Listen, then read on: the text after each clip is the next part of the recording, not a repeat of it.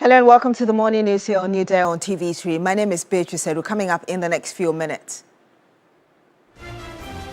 Former Finance Minister Ofori-Atta to reappear before immigration court in the U.S. on April 27. Also on the program, Tema in Pakadan, railway officials warn new train remains unsafe as vandals and coaches pose threat to safety.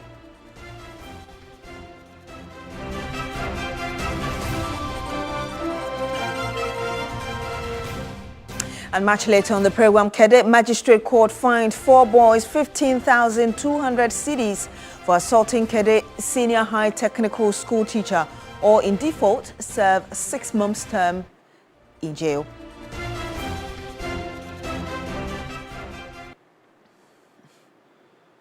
Thank you so much for joining us on the program. Now, former Finance Minister Ofori-Atta is scheduled to reappear before the immigration court in the U.S. on the 27th of April 2026. This was after the court held an initial hearing last night. His lawyers secured a court order barring the general public from participating in the proceedings, insisting they intend to raise sensitive matters. He has been in custody since the first week of January when he was apprehended. Ofori-Atta, who has been in detention for almost 2 weeks, is fighting to change his immigration status to prevent him from coming to Ghana, where he is wanted over corruption allegations. His lawyers say they will do all they can to ensure he stays in the U.S.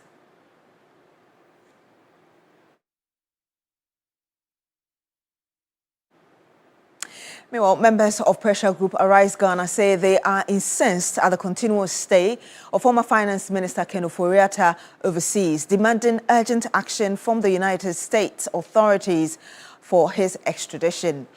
Now, they mounted a spirited protest at the premises of the U.S. Embassy here in Accra, holding placards bearing strong-worded inscriptions asking Mr. Ofori-Atta to avoid evading justice and accountability. The music played, the placards held, and the body language at the protest grounds opposite the U.S. Embassy tell one story. A group calling on United States authorities to cooperate with Ghanaian institutions to urgently bring back former Finance Minister Ofori-Atta. Ken's suffering visa overstay in the United States of America is not a worry to us. Our concern is that he must come to Ghana and face justice. Failing to bring Ken Ofori-Atta will embolden current occupiers of state offices, that they can also steal whatever amount that they feel. And that when there is a change of government on the 6th of January, a day to the inauguration of a new president, they can all travel to the United States of America and will suffer consequences. He took decisions that were injurious to the economic well-being of some Ghanaians. He signed contracts that were shady. He has the opportunity now to account to the good people of Ghana by answering all the charges, all the allegations, all the accusations. In a striking move, even senior citizens braved the scorching sun to protest amid heavy police security. We should bring him back to Ghana because there are so many questions he must come and answer. That is why we are here. We want to hear from them. So when they tell us something good, then everything will be calm. But if they don't bring him down, no, we can't accept it. When you look here, you would realize that this is a bold statement that has been made on this floor, which reads, "Bring Ken back, bring Ken back." And that's the kind of demand that Arise Ghana is making right in front of the U.S. Embassy. Director of Field Operations for the United Party, Hobson Adoye, says the demand is simple. We are all here. Who has gone to Ken Ofori-Atta's house that is going to kill him? Nobody is going to kill him. If you are afraid to sleep in Sawam, then bring all the monies. This country is in debt because of Ken Ofori-Atta. Look at the Eurobonds. Ken Ofori-Atta is not superhuman than all other persons. If today's court fails, we will continue to pursue it till the time you come. So you do not see more people coming here massing up, but the situation, or what they tell me, is that it's not about numbers, it's about the issue, it's about what they are demanding, it is about what they are requesting, and which is what they have brought here, demanding that the U.S. authorities do one thing, just one thing: deport or extradite Ken Ofori-Atta back to this country. They found space on the floor to protest and say they will continue until officials at the US Embassy convey their message to the relevant authorities overseas. Christian Yale, TV3 News, US Embassy, Accra. In other news, a family member of the wife of former NPP Clote Kole parliamentary candidate Valentino Nino Norte has disclosed that he threatened to kill her after she asked for a divorce. They are pleading for justice to be served. Nino has been charged with attempted homicide, possessing an instrument of crime with intent to use, and tampering with or fabricating physical evidence. Lord Adwasari has the rest of the story. According to David Japining, the uncle of Nino Norte's wife, the couple were involved in a marital dispute at their home in Pennsylvania, which led to the victim threatening to divorce the former parliamentary candidate. Peeved by his wife's stance, Nino grabbed a knife and stabbed her multiple times.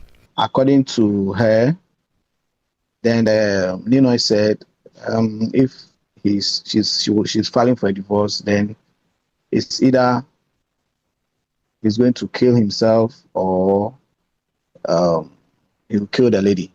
He went downstairs. The lady rushed their room and locked the door. He came up, broke the door, and he was having a knife.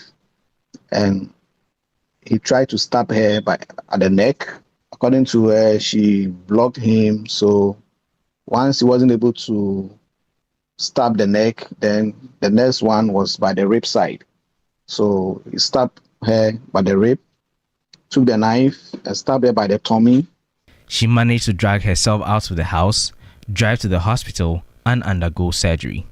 The victim's uncle noted that the incident sent chills through the family and added that the couple's children have been split among relatives. Currently, I want to believe that's my niece's children, the two boys, are with Nina's auntie. The other three will also be with some of the family members, also in the States. But I cannot say emphatically. The 41-year-old migrated with his family to the US after his wife received a permanent job offer as a nurse and has been in the country for about 8 months. Lower Paxton Township Police report that the incident occurred around 10 a.m. on Saturday, January 17, 2026, along Mayfair Drive in Lower Paxton Township, Pennsylvania. Police also confirmed that the woman was taken to the hospital by first responders and is currently in stable condition, adding that there was no threat to the public. Valentino Nino Norte is currently in prison custody awaiting his case hearing on January 26 after being denied bail by the Magistrate District Court. Lord Adwasari, TV3 News, Accra. And still at the court, the Cadet Magistrate Court has imposed a total fine of 15,200 cedis on 4 boys for assaulting a teacher of the Cadet Senior High Technical School. Defaulting on the fine would attract a 6-month jail term. Eastern Regional Correspondent Yvonne Nikwe has filed this report for us. The 4 suspects was fined 3,800 cedis.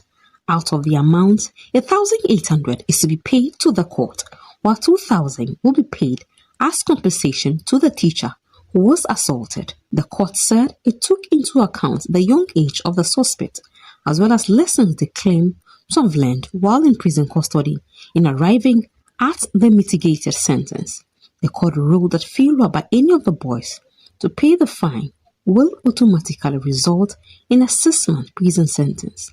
The National Graduate Teachers Association, NAGRAT, has welcomed the ruling but says it had hoped for a safer punishment to serve as a deterrent to students who attack teachers. Yes, the judge has come out with his ruling already, and I think he looked at the whole issue according to the law. He worked within the confines of the law. So we are happy, but we would have been happier if the sentence had been stiffer than he gave. Yes, because we think that it should serve as a deterrent to others. So when everyone sees the punishment to be hard, a bit tough, I think it will serve that purpose better. However, he worked within the law, so we cannot complain much about that. Investigations by the police special force into the viral video revealed that the suspect, now 6, assaulted the teacher and the community after he denied them access to engage in examination malpractice during the 2024 WASI. With the 4 suspects fined, the 2, including a juvenile, remain in custody and are expected to receive a ruling on their case on February 3rd.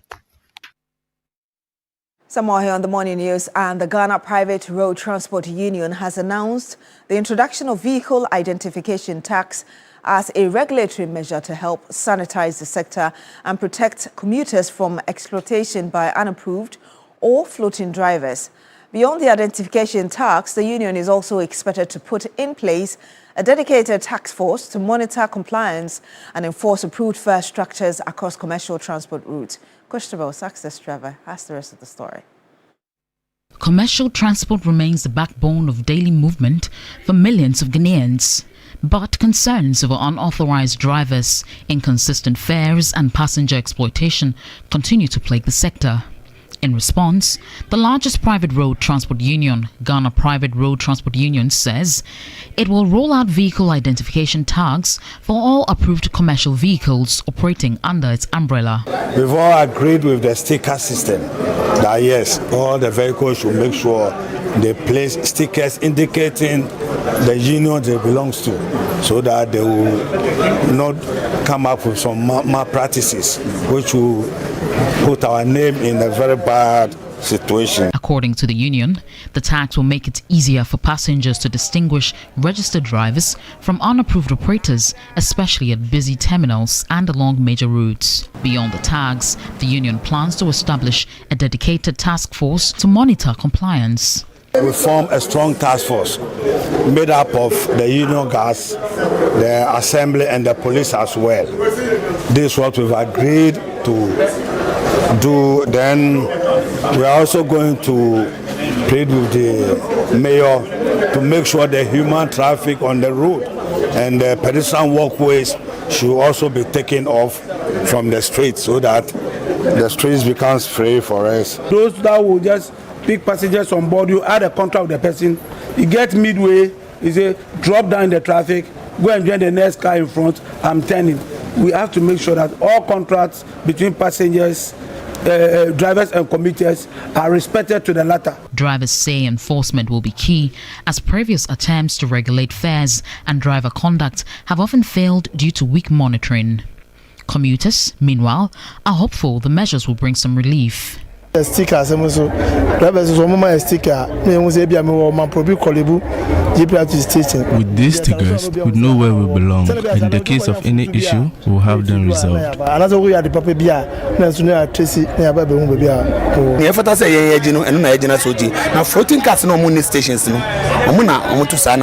We take what is due us, but the floating drivers are the ones who take the unnecessary fee. It's a good idea. The union is yet to announce when the identification tags will be fully rolled out, but says implementation will begin in phases across major transport hubs. With rising transport costs and growing concerns over commuter safety, the success of this initiative may depend on how effectively the GPRTU enforces its own rules. For now, commuters will be watching closely to see whether the new measures translate into real changes on the roads. Christabel Success Trevor, TV3 News, Accra. In a related development, the Deputy Managing Director of the Tema Impakadan Railway Project, Albert Amankwa, says the recently acquired train is still not safe. He said apart from encroachment and act of vandalism, some individuals deliberately place stones on the tracks in attempts to derail the train. Joseph Armstrong brought us this report earlier. In October 2025, the Ghana Railway Development Authority commenced rail services on the Tema Impakadan rail line, which forms part of the Ghana-Burkina Faso Railway Interconnectivity Project. The rail line links Tema to Impakadan, where domestic freight is transported onward via the Volta Lake to the northern part of Ghana and Burkina Faso. The project is designed to create a multimodal transportation network integrating road, rail, and lake transport to improve mobility and trade. The service, which began operations last year, currently runs between Tema and Afienya 3 times daily. Interacting with passengers on board, many expressed excitement. Very nice, very good experience. So everything is cool. We are cool now. It has been a great ride for me since I started school. I always use it and it's very comfortable. I can say like an hour plus from Committee 1, or even sometimes struggle in getting a vehicle from Committee 1. But since I joined the train, like within 15 minutes, I'm at Afinia, which I can get another car to go back home. So in less than like 45 minutes, I should be home. Need more of these things. Yeah. You need more? More everywhere. Some people can even work from Kumasi. You know, they can go to Kumasi every day and come. Commuters also appealed for extended operational hours to enable afternoon and late shift workers to commute without going through the usual traffic challenges. You can add more or extend the departure or the time, because from 8 o'clock, after 8 o'clock, others also leaves around after 8. And also if they can add the afternoon, some of us also leaves around 1 or so. 1 is not enough at all. Government wants to bring in about 300 Ayalono and Metromax buses. What do you think? You think they should focus their energy on the train system or they should bring the buses? Train system for we that lives around this traffic prone area. The roads are not good, the traffic too is too much, so the train is best. Responding to the concerns, the Deputy Managing Director of the Tema-Mpakadan Railway Project, Albert Amankwa, said management has taken note of the issues raised and will address them. He said the project continues to face challenges, including encroachments on the rail corridor and acts of vandalism, where individuals deliberately place stones on the tracks to derail the train. The problem is with the people who sit on the rail track and other environment that the rail line is being constructed up to that. You could realize that people put, ballast, the stones on the track, and then the train cracks them on the rail track. But it is rather unfortunate because you can see that the impression is to derail the train. Oh really? Yes. People do that? Yes. Intentionally? Intentionally.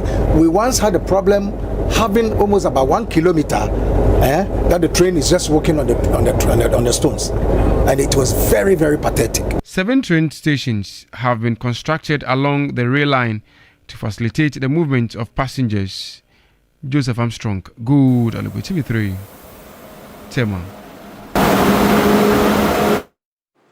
And that's all for the morning news here on New Day on TV3. My name is Beatrice Elu. Thank you very much for joining us on the program. Do stay with us on New Day.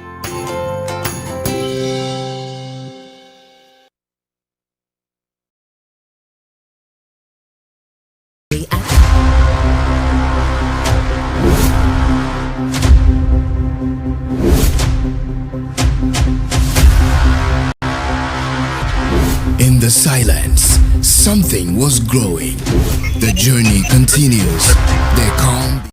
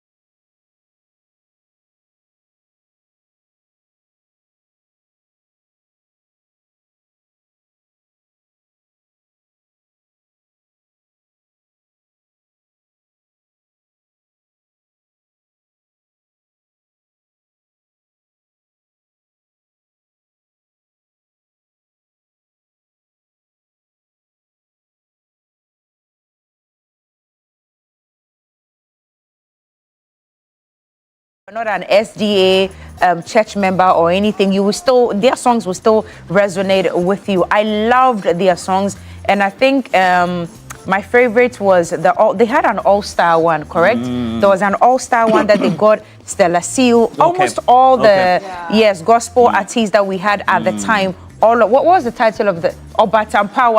Ni Obatampa. If we can find it, Condoleezza Rice. Good morning to you. Ketsi, Rolly, share picture we. Condoleezza Rice, Meboa, former U.S. Secretary of State. Yesterday for agenda, she wore one, some black Charlie. This is Condoleezza Rice, but let me share picture with Meboa. Beatrice said, "Give me 5." Are you not looking like Condoleezza Rice? You need the spirit this morning. The way Cookie is going, you need the spirit. Beatrice, blah, that's what we say in Ewe. Oh, I like blalo, like I say, we mia. You should to. Yeah, you should to. High five. Well, let's say good morning to all of you. Thank you for joining us for the show, particularly for all those who tend to watch us. Pai Fianku works, boss of finance when it comes to engineers and planners, business mogul Ibrahim Muhammad's company. And good morning to all of you as well.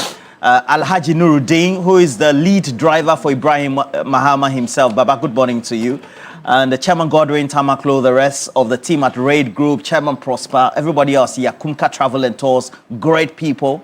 Some World Cup giveaways coming up for Yakumka Travel and Tours. We'll be in the USA, Ketsi Yakumka Travel and Tours. But, Yakumka Travel and Tours. Yes, Yakumka Travel and Tours. Yeah, I like the name. That's why I repeated it. Yakumka Travel and Tours. And they'll be at the World Cup. Which language is that, Yakumka? Yakumka is just an acronym. North or something. No, somebody's name put together. Somebody's name put together. Okay. And I'll be there with Yakumka Travel and Tours. Nice. At the World Cup. Right. So we'll be at Boston, Massachusetts. And Canada.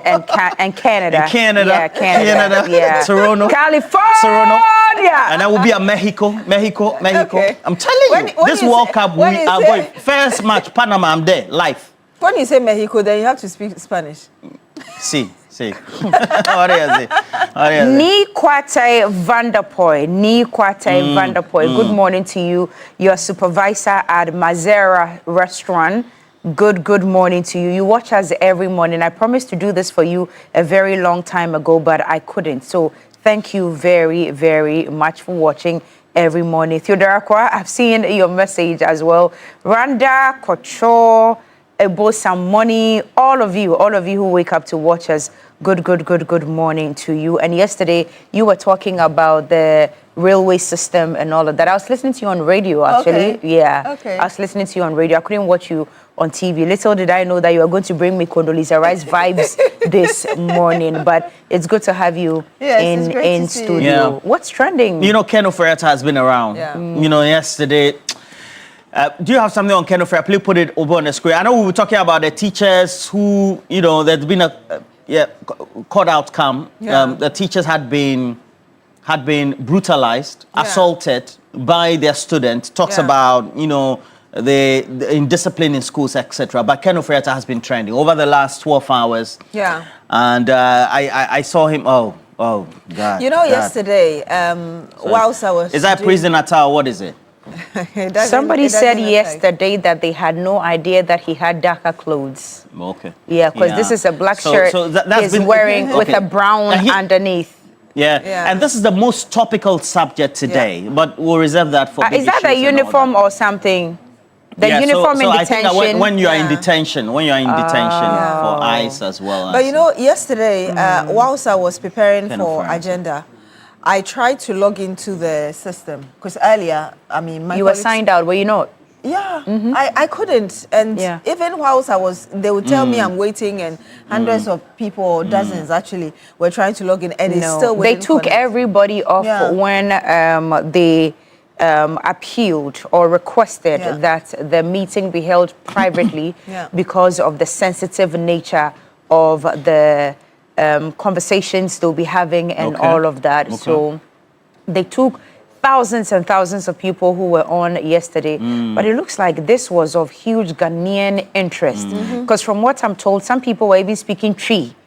Yes, you could hear people speak Twi whilst it was on in the initial stages. Nango for Eka Twi, it was so, and I think the attention was way too much. But I think this was expected though, because early on radio and all of that, some of the lawyers and people who are associated with this case were asked if it was really going to be held for the whole world to witness and all of that, and they were not forthcoming with the information. So I, for one, I'm not really surprised that they requested that this be held privately.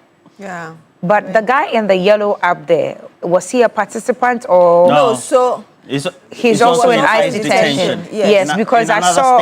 Yes, because I see there's another uniform in another state. Because where he's confined and seated, I could tell that he was also. Anita, he's where? Farmville. Farmville. Okay. And Ken Ofori-Atta is in Virginia, correct? Yes. But I'm told that the detention center he was at earlier has been changed. Okay. So this is a different one he's at right now. So like from Isawam to Akuse or something like that? Something like that, yeah. Something like that, yeah. Yeah, so, something like but yesterday, like you said, there were other cases that were held before his was called. And obviously... But I love the overall embracing or by the U.S. judicial system to use more video conferencing for some of these adjudication of cases, and it speaks volumes. Of course, we also have our own way of allowing that. I mean, it's technology now. Yeah. I mean, we have to utilize it to its fullest. Connoisseurs within and jurists within the judicial system are also taking note. We do that, based on certain key circumstances. There are some exceptions that allow this as well. But you can clearly see, and I've been monitoring a number of proceedings when it comes to other cases, not only related to ICE, but other cases across the United States that they tend to allow video conferencing for the processes, the adjudication. And I can tell you that a lot of people were looking forward to even our live stream, because we had said earlier on 360 that we will make it available if we do have it. And then when I was checking our feed later, as in on our social media, a lot of people were like, where is the feed? Where we're waiting to watch. So, I mean, it really confirms, like you say, the expectations of people regarding getting all the details. They want to hear it for themselves. Don't come and report to me. Yeah. Anyway, Aziz Donla, good morning to you. I've got news for you. Aziz Donla, who's been crashing on you and saying all the sweet things, has had a baby. Oh, yes. So he sent a photo, and then he says, I had a baby boy 2 days. So this was 2 days ago. Wow. Tida, Aziz Donla's wife, good morning to you. It's a beautiful baby we are seeing here. Congratulations to the both of you. So don't be buying all the love that has been coming here. Most of them, settings and settings and congratulations. I am used to it. They'll call you. They'll say all sorts of nice, sweet things. Okay, how are you? They know what is in your eyes. Exactly. So please, do and think about yourself. So for big issues, we'll be talking about. Of course, Ken Ofori-Atta is up there. But also, the minority had been raising issues about the foreign affairs minister. They claim that he needs to be taken out of office, etc. They make claims that they call him a social media. They make claims that he's also acting unceremoniously, so to speak, not recklessly, in conformity. Absolutely, and not there's in a third word. But he's also had some responses to that subject. But I think that going by his personality as well, he's a very feisty character. So that's him leaving the office as he occupies it as well. And then there's the countdown to the MPP primary. It's been hot. Oh no, but you've been monitoring Kenny Japan. Yes, he's been calling Dr. Mahmoud Bawumia a liar, etc. And Dr. Mahmoud Bawumia, by his nature, he doesn't respond. He likes his Dennis Miracle, the Abronyes. No, he doesn't allow them, but they respond on their own because he's come. And then Brian Champon too has been pushing as well, and then also. So it's a countdown. So who's leading? So who's the leader? According to the polls, who's leading at the moment? It depends on which of the polls you want to monitor. So one section says that it is DMB, the other says it's Kennedy Japan. Guy G, good morning to his connector as well as NS Osu Bempa and the rest of the team. But according and then Brian Champon also says that he's leading. Dr. Yao Osei Duchum is also say he's leading. But there was a live. There was a live. He's doing great work. He's doing great work. And there was a live one also. You don't know about that, do you? I'll tell you about it. So it's exactly 10 days to that election. Yeah, but your election over the command weekend, center want to be at the thick of affairs. Yeah, the Canadian-Japan, as it were, survey was really trending on social media about, I think they said he was leading, was it 52%? I think I saw something like that. Yeah. So it started really from the weekend. So I like the fact that you say it depends on which one you're referring to. And at the end of the day, wasn't it Sir John who said fear delegates? Yeah. Well, you know, we'll get to see the real Anthony data. Abeid Fakabo says that the pastors who do the predictions, they go and give. How did you know I was going to say that? Because there's so many prophecies out there. So he said that they give them the for poll that numbers to be announced. Pastors are giving poll numbers? So at this point, I don't know which one is correct, but I thought it was the same God that we all worship. So if God is speaking to you about a certain issue, if I'm a child of God, it should be the same thing that must be said to me. Exactly. Yes. So if there are differences in there, then I am not sure where. But if they are using poll, then I don't know whether they are hearing from God. Oh well, let's see what happens on the day. You know, election is election, even though the human world is ruled by the spiritual world. I mean, election is election. You know what I'm saying? When the D-Day comes, we'll find out who will take the day. So let's just be patient and wait. But fear delegates. Fear delegates. Sir John said. Yeah. All right. So we're talking about the sentence and then the fines, of course, that has been imposed on those students who had assaulted the teacher, subsequently teachers as well. So we'll take a look at that and discuss that for this morning segment. I mean, I have very strong opinions about this. I don't think that the 15,200 is deterrent enough. You don't think so? No. It was divided for the four of them, and one person is paying, what, 3,800? No, it's not enough. And 1,800 goes to the court, and 2,000 is going to the teacher. So how much do you think would have been enough? 50,000. For each of them, right? 50,000. It would have been deterrent enough. Yes, and I think that for looking at how they misbehaved, I mean, I've seen the video. It's just uncalled for. It's an eyesore. They should have given them at least a week in addition to that, so that you go and see how the prisons look. Because 3,800, they'll be able to pay. Mean, even the assemblyman can just cough and say, "I don't want people from my area to go to jail." So let me he'll just cover all of them. Nah, 15. I know. I mean, I disagree with it. Yes. Anyway, custodian. Yeah, it's messages already coming in. All right, so let's do big issues. We have cash out. Oh, it goes big issues right now? Oh, sorry. This morning segment. So we have cash out, goes with a shock code *439#. As many times as you can. Increase the number of tickets you have. Cash money cookies here.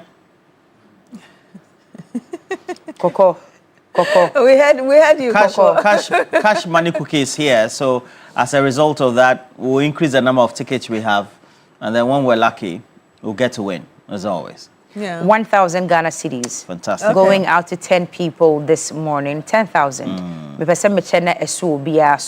So *439# if you're a Telecel or MTN subscriber, you get to win. You've heard loads of testimonies right here. We call them, they speak to us. You get to realize that it's not a lie. It's actually very, very true. People truly win once they play as many times as possible. You do same this morning, and you can win 1,000 Ghana cedis just because you've played as many times as possible.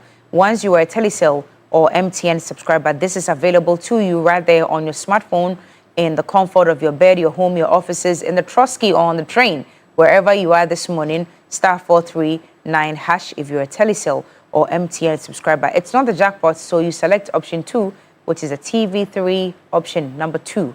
You follow the rest of the very user-friendly prompts, and you get to win 1,000 Ghana cedis this morning. We're ready to activate the phone lines to pick your thoughts on all trending issues this morning.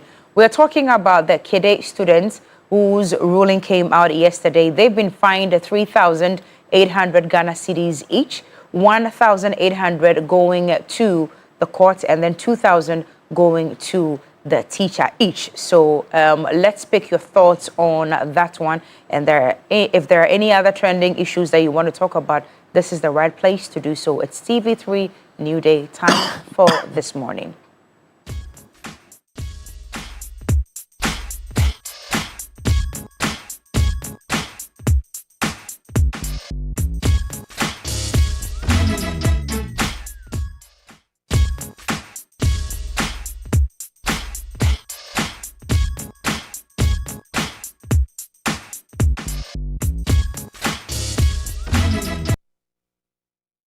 Right. Welcome back. Messages trooping in already. Send us messages. We'll do well to read as many of them as possible. Jules Dechi says, good morning, my lovely crush, Cookie, Beatrice, and my role model in journalism, Papa Ro.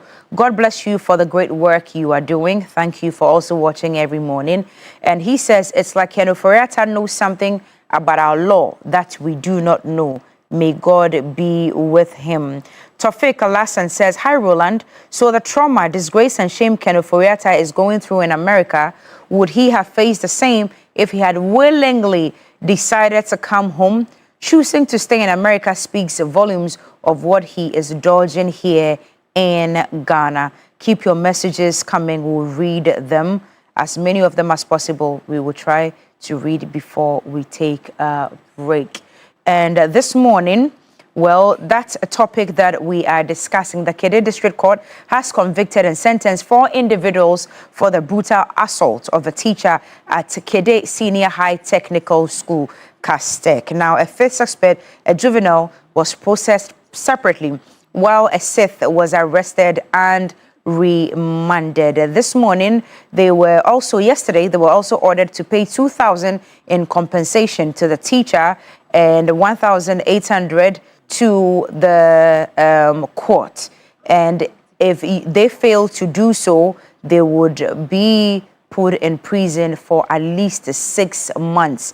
For 6 months. But just like Beatrice was saying, I mean, 3,800 is just not enough. Well, Kofi Asare is here with us this morning. Kofi, if you can hear us, good morning. Hi, good morning. Good morning to your test audience. How are you doing? Great, by God's grace. From where you sit, this news and this ruling coming in, is it deterrent enough? Within the parameters of the law, the sanctions handed onto them is consistent, and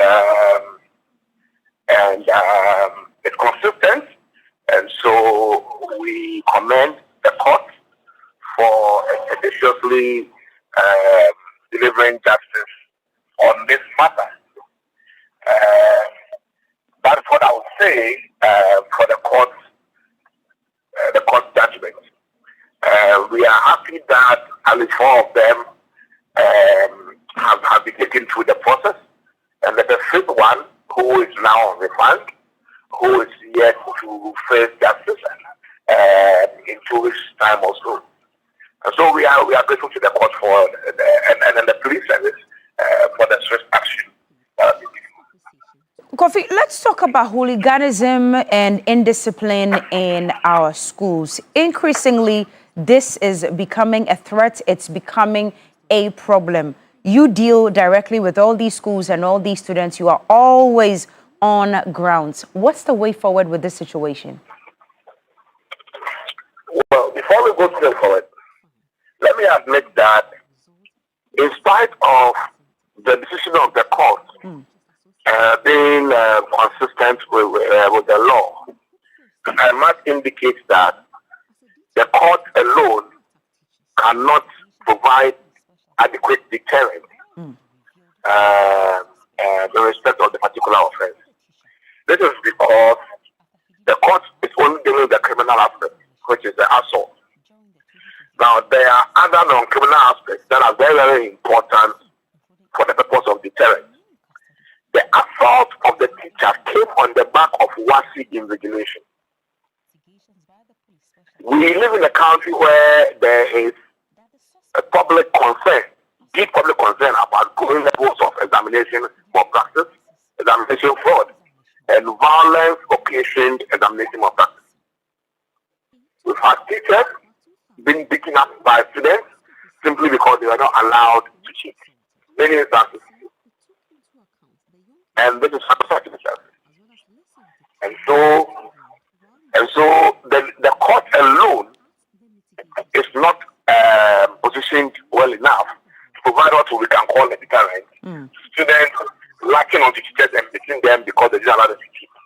The Ghana Education Service and WAEC will have to collaborate immediately and ensure that the students involved are banned from taking any WAEC examination. That is number one. And number two, possibly the result of their WASI should be frozen for a period. If such sanctions are not meted out, then it won't be deterrent enough because we've lost sight of the connection to examination fraud. But that actually was the key driver of the assault. And so GS and WAEC will have to impose administrative sanctions on them so that we can say that collectively the justice system and then the WAEC and GS's administrative sanctions constitute an adequate deterrent. Okay. Now, the next question I want to ask is, where does responsibility lie when it comes to students assaulting teachers? Is it just the students alone, or the school management can also be held accountable? Well, the issue, if you watch the video, the issue happened at the wee hours. You know, it happened. It didn't happen in campus proper. It happened in Camp Corner, and it was in the night. The headmaster's account suggests that he didn't, or he wasn't immediately briefed on the matter. This matter happened in September last year. We got to know of this matter in the public in December. Okay, this matter happened in September, so it tells you that it took a long time for even the headmaster, you know, to have knowledge of this matter. And I personally intervened by calling the KD district commander to pursue this matter because at the point I realized that the matter was becoming quote-unquote a foolish case. Because of the way the case wasn't reported to the police by the victim himself for months. You understand? Yes. And so if it didn't happen in a school environment, in a full glare of school authority, if that was so, it would have been reported to the police in September or October, immediately after that particular paper. So you can't blame, I don't think we can blame the school authority, even though I agree that vicariously a teacher works in a school environment, right? And so the school is responsible for the security of the teacher while the teacher is within the environment of work. I understand, but practically we know that our school, the security systems in our schools are not that strong, and especially when such incidents happen, you know, off campus, off official hours. The teacher was returning from a funeral or something, and in the night, and then the student pounced on him in a corner somewhere. So I think that I won't discount your position too. It is important that we strengthen security in our schools. Such that if anything happens in any corner of the school, it doesn't happen at the blind side of authorities. Kofi, but for those who are hearing this story for the first time, like you indicated, it happened in September. We got to know about it in December, and this is January where the ruling has come out. What was the teacher's offense, first of all, and why did he also refuse to not report until now? Well, there are some aspects I would not like to go into because if I see what wanted to achieve. But what I would say is that the case wasn't reported. The case suffered inertia. Okay, it suffered inertia for 2 months until the media broke the case out somewhere in December. So when they broke the case out, I took it upon myself to contact the district police command. And so I indicated that we were very much interested in the case. But then the teacher unions also, the NAGAT also dispatched a team from Accra to go and find out what was happening. And so it means that NAGAT, Accra, and other stakeholders were also in the dark because we all got involved in December. So it was when NAGAT went there, did their press conference, and then when we started following up from the police administration, they realized that it began rekindling interest in the case. So it suffered inertia. The inertia suffered wasn't because of the police. No. Obviously, if there's an assault case, it requires the collaboration of both the corporate law enforcement and all, witnesses, etc. So the public interest expressed in the matter when the case went viral, when the video went viral, and the media picked it up, helped in galvanizing the momentum which required to proceed and progress through the court system. And so, one good thing that's always important that when that issues happen, they are made public. When they are made public, stakeholders like the media, like Edward, and all concerned citizens will add their voices, to slow-paced processes or processes that may not have been initiated yet, so that we can have expedited action on some of these things. I always say that anytime anyone, whether a student or a non-student, anytime anyone beats up a teacher, it is an assault on the future of the country. Right. Because teachers are the people who mold our future. The doctor was molded by the teacher. The policeman was molded by the teacher. Everyone was molded by the teacher. So an assault on the teacher is even more serious than an assault on the police officer. Yeah. Yes. Because the teacher is the architect of our destiny, our human capital destiny. And the nation most proud of it is this human capital. So everybody has an interest in such issues. Whenever it happens, teachers must be bold to report them so that the system can deal decisively with those who perpetrate it. It doesn't matter who they were, because it shouldn't be created. The person shouldn't be created that, as for teachers, you can beat them and then the no. There's no business when it comes to assaulting important people like teachers in our society. And so this, I believe, is a big signature. It's a big testament. It's a big signature that should be able to be that should deter not just students, but people who have the habit of offense at the least or no provocation. Okay. Kofi, two more questions before you go. Beatrice wants to come in, but I also want to ask. This is the court of law because, of course, it became a police case and the court has ruled. But how about the GES? Do they have clear protocols when it comes to matters like this? Clear protocols spelled out in dealing with issues like this? If the students were in school, GES's protocols would have dealt with them. But understanding is that the students, these were students who had finished work. Oh. So if the students were still in school, right, GES's rules would have dealt with them. Yes. But because they are in transit, I'm assuming, because it was after the working paper that they have not happened. So if they are finished school, they are now in transit, right? So in this case, that's why I'm saying that GES will have to collaborate with WAEC for WAEC to hold their results. If they have released their results, they should freeze it. Right. Other than that, listen, every year, the last time was for senior high school. The last time was every year, we are having students pick up tickets because they didn't allow them to keep.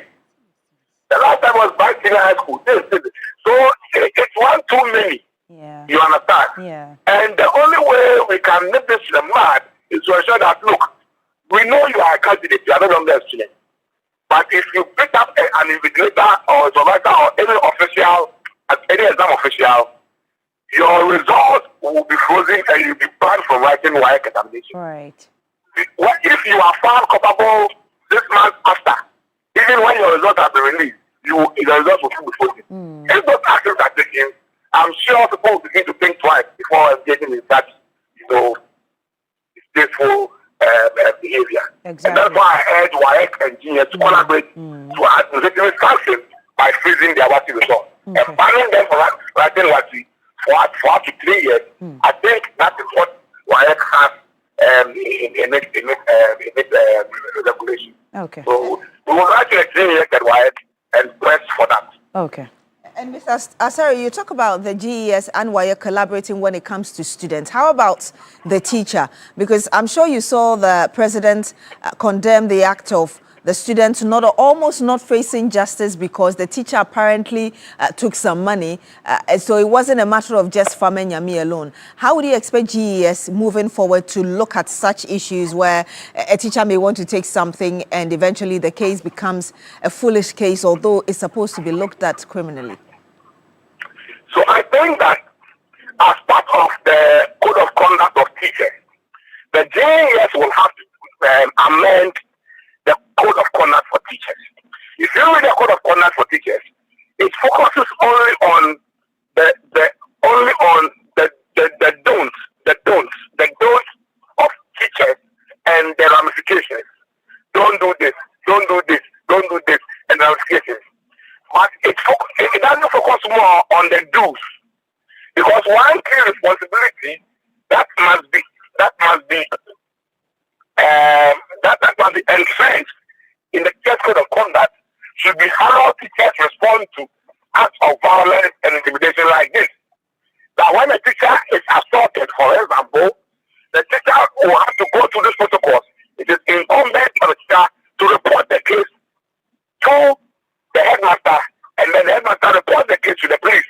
Because it's a criminal matter, that shouldn't, be at the discretion of the teacher or the staff of the juniors whether or not to report to the police. If such provisions are entrenched in the teacher's code of conduct, it will help cure the situation where a teacher is beaten up and then later, a teacher is encouraged by the offending party, to take the case out of police or not to report or settle the case at home. Because the more we encourage that settling at home attitude, the more we embolden people to beat up and then injure or possibly maim our teachers. And we don't want that to happen. So that particular responsibility will have to be inserted in the code of conduct and enforced, so that teachers find themselves being, assaulted or battered or assaulted in any way within the school environment or even outside the school environment on school-related issues and this is to report, they should be sanctioned by the senior. And my last question, we're here because we're talking about students who felt that they had a right to cheat. How do we begin to reorient their minds that that is really not the right way to go about things? The only way our students will understand, because they already know, but they are failing to understand it. The only way they will understand that they do not have the right to cheat during examination is when they see their colleagues being handed heavy sanctions as a result of that misbehavior. That's the only way. Because they know, but they just do not understand or they do not accept it. They know we've gone beyond public information, we've gone beyond behavior change communication. It is the failure to accept that what is deviant should end, because they take pride and they have invested a lot of their energy in participating in examination for pass. And so they already know that is bad, but they will do it because they want the shortest way or the easiest way to get a good result. In that case, the system must be high-handed, very high-handed in the sanctions, especially the administrative sanctions. If you know that you are going to be banned for 3 years, yes, and there are rules on it. Why get you? Why will impose the rules and then ban you for a number of years from writing what? So when you are home and seeing your colleagues progress, or when you are in school and seeing some of the students staying at home for 1 year, 2 years because they picked up an administrator, I'm sure the greatest lesson to you would be that if you repeat that action, you find yourself in a situation and may not do so. So we want to encourage WAEC and the JS to work together so that when these issues happen, even at the blind side of WAEC, like this one, that it didn't happen in examination hall, it happened at night, but then on campus. They should still sanction the candidates and then deter others from thinking about repeating in future examinations. Kofi, great work you are doing at the African Education Watch. I was actually going to ask you my last question, but you have indeed answered. I was going to ask him what other policy reforms he will recommend, apart from WAEC and GES working hand in hand to hold their exam results and all of that. But yes. I think parents, the role parents have to play is key here. Parents are normally minded to encourage their children to learn hard and fast when it's examination time. The advice is that put in your best. But that advice should not just be put in your best. It should also be expanded to include don't participate in examination. Be disciplined. Yeah, exactly. Yeah. Go according to the rules in examination. So parents will support or can also support GES in ensuring that their awards comply with examination regulations, so they don't find themselves on the other side of the law. That will also help in promoting compliance. All right. He's the Executive Director, African Education Watch. His name is Kofi Asare, not a stranger on this platform at all, and when it comes to educational issues here in this country. Kofi, thank you so much for your time. Enjoy the rest of your day. We apologize that we've not been able to pick phone calls. There are pressing issues that must be talked about. So forgive us that we could not activate the phone lines this morning, but definitely we will tomorrow morning by the grace of God. But just as a way of reminding you, there's a world-class university right here in Ghana, Rosebank International University, a very strong South African university and a brand of the 8V Tech Group, Africa's largest private education provider with 146 schools across 5 African countries and over 100,000 learners, partly owned by the World Bank through the IFC. Rosebank International University is fully accredited by the South African Qualifications Authority, the British Accreditation Council, GTech here in Ghana, City Guilds in the United Kingdom, and Capsicum Culinary Studio. At Rosebank International University, we offer a Doctor of Business Administration, Masters of Science, and Master of Philosophy in Digital Marketing, Bachelor of Supply Chain Management, targeting professionals in freight forwarding, customs, etc. We offer hospitality and culinary arts, available at diploma, undergraduate, and postgraduate levels. Our ICT has BSc Information Technology and Business Systems and IT Computer Application Development, all carefully designed to equip you with the skills and qualifications needed for a successful global career. Our mission is very simple: inspiring excellence. Admissions are open now for January 2026. Go to Ope Bia House, Accra, and you can apply also online, www.riuc.edu.gh. Rosebank International, building global citizens. Willie, you have any messages for us? Yeah, I have a couple of messages. I just wanted to say that this LPM was couched for Beatrice. So every time she has to read them because she has a way of reading the Rosebank University LPM.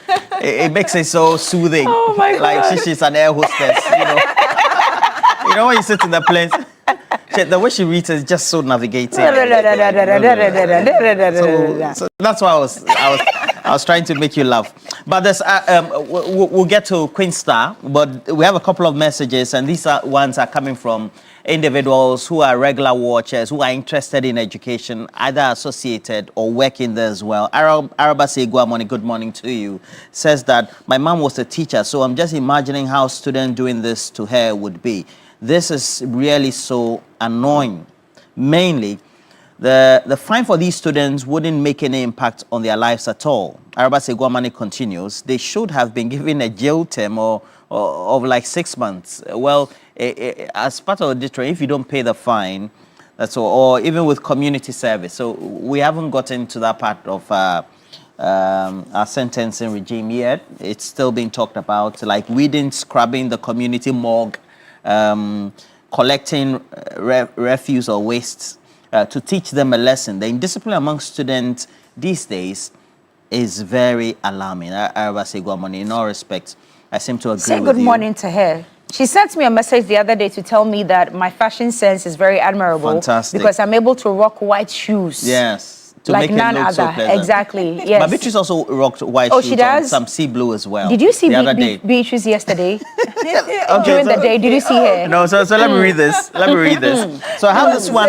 also coming from. Okay, so this one is coming from a great friend of mine who apparently is also watching. And today is his birthday as well. Says that I'm just watching all of you and you all look so good and beautiful. Ni na ku dowona owu. You're celebrating your birthday. You're also known by Ni as your local name. So Ni na ku dowona money owu. Happy birthday to you, great man, great man. Alaji, wishing you all the best for the day. And Mo Ajimang, who is watching us from Germany, says they should have been sent to Nkwadaboni school. Well, I'm sure it's under that regime because they're still, are they 18 plus? I haven't apprised myself of the years that they were. And so this one is also coming from Kwamina Acidity. I have for Chirinswa, who says that we thank God that very soon Ken Ofori-Atta will return to Ghana and continue his treatment at the Kolebu teaching. Hey, I'm not going to read it here again. Charlie, make I read this one from Alaji. Alaji says, good morning to the both of you, Rolly and Beatrice. And as usual, sending his greetings to Shamima Muslim and Alaji Alasan and his Municipal Chief Executive Savlugu Fusaini Alasan Bagaman. But he says that, listen, we are tired of the finance minister, Ken Ofori-Atta. We should stop wasting people's ears and that they don't like that. Well, all right, so I agree with Beatrice about how deterrent is the 3,800 Ghana. No, seriously, yes. If it was 100,000, yes. So Sherry Giovanni says, if it was the teacher who assaulted the student, would he also be allowed to pay just 3,800 Ghana cedis? The increasing in discipline in our schools is alarming. Do you remember how some female students verbally assaulted even the former president, Nana Addo Dankwa Akufo-Addo? Teachers are no longer safe in our senior high schools because our students are now, in quote, terrorists. If policy formulators, parents, and other stakeholders do not rise to the call, we are going to be producing terrorists and hooligans from our senior high schools. And says good morning to a number of individuals. Did we used to be like this when we were growing up? Yes, we did used to be like this.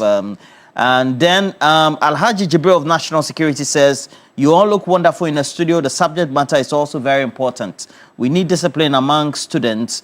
Gone are the days when you would have individuals being disciplined by their teachers. Yes. They go home and report to their parents. Their parents will beat them on top. Their parents will walk them to the school and go and exert their own punishment. Exactly. And then the teacher will re-punish them. Yes. And it says good morning to Alhaji Usman Razak, as well as Edmond Combat of the Tema Oil Refinery.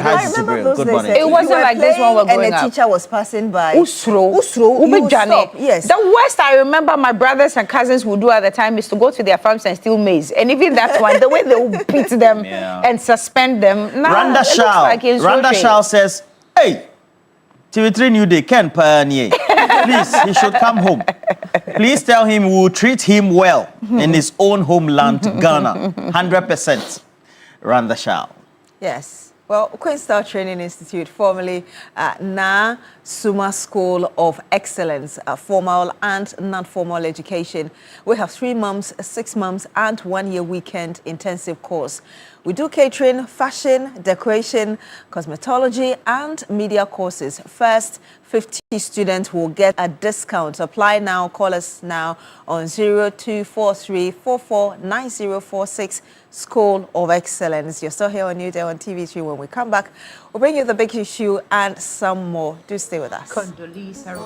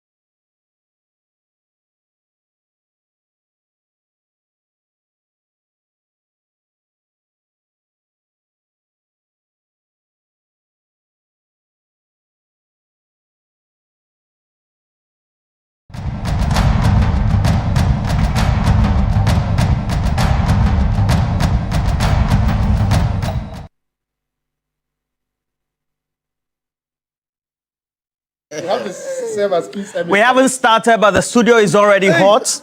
I'm telling you. And so we're here with a squad this morning. We uprooted one of them, brought in Edem Agbana. Edem Agbana is the member of Parliament for Ketu North. He's here.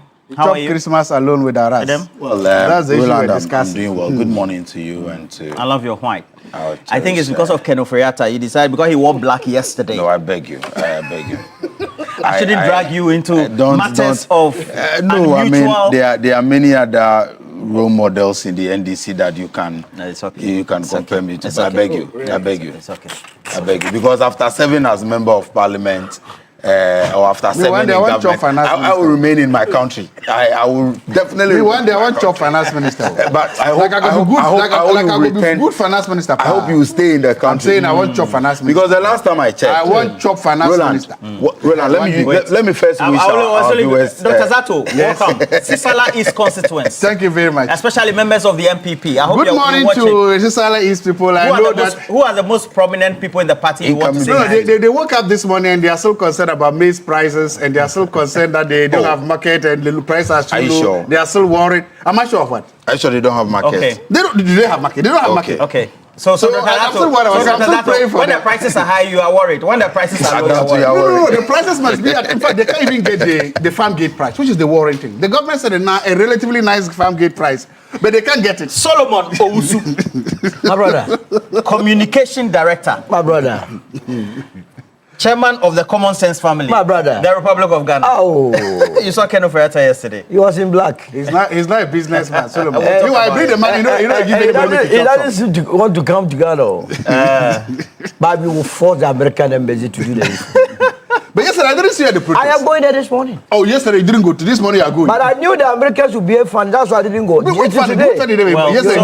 So the American embassy right here in Ghana put out a foremost post now saying that for specific visa allocations, they've now opened the floodgates for applications to be made.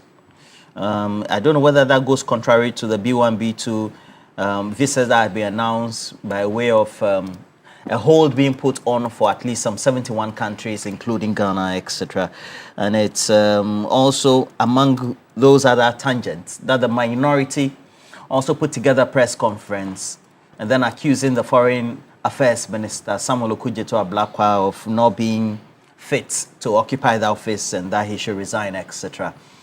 Quite an interesting conversation to hold this morning. So we're looking at a countdown to the MPP primaries. Dr. Zato is very much interested in it as well. And then we're also going to look at what the messages, the utterances have been. Just about a day or two ago, Ken Ofori-Atta, Kenny Japan, said that Dr. Mahmoud Bamia was a liar, etc. But we want to generally look at 10 days. It's exactly 10 days to that. Your election command center, we want to bring you up to speed with the latest. And so we want to discuss that as well. Put together Ken Ofori-Atta in there and then mix it a little bit with Okudzeto-Ablakwa, the Honorable Minister for Foreign Affairs. So we'll take a look at all that. But for those who have joined us on our streams across social media, we're grateful. I see David Pamford. Thank you for joining us. And if I have Benjamin monitoring this morning, please, Prince Ano is an account there. He's posting things about data and all that. Please make sure you block those scam data accounts that we have on our stream.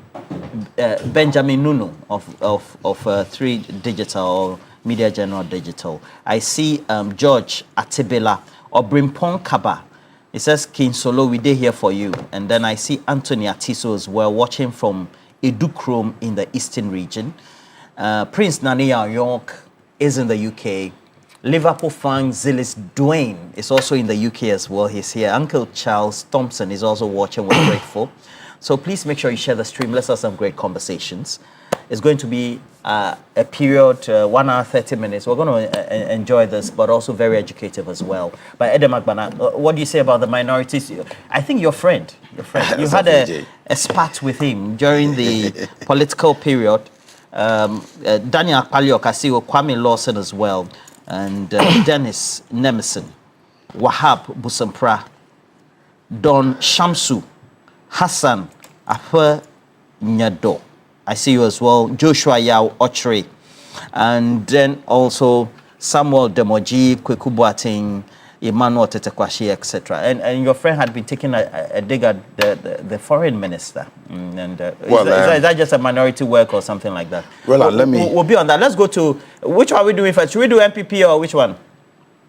Okay, so let's go to the minority and then you come out. Okay, no problem. The national interest demand change. The welfare of millions of Ghanaians demand it. Ghana's reputation in the world demand it. Your foreign minister have outlived his usefulness. He values applause over achievement, rhetorics over results, and most damningly, his pattern of reckless diplomacy has made Ghana less safe, less respected, and more vulnerable on the international stage. All right, sometimes these technical issues do happen as well. And what do you say? Well, let's make it short. Let's make it snappy. Let me first wish you and my brothers on the panel and all our viewers a happy new year. This is my first appearance on the new day in the year, and so it's only proper for me to wish. Have you spoken to Chairman Prosper this year?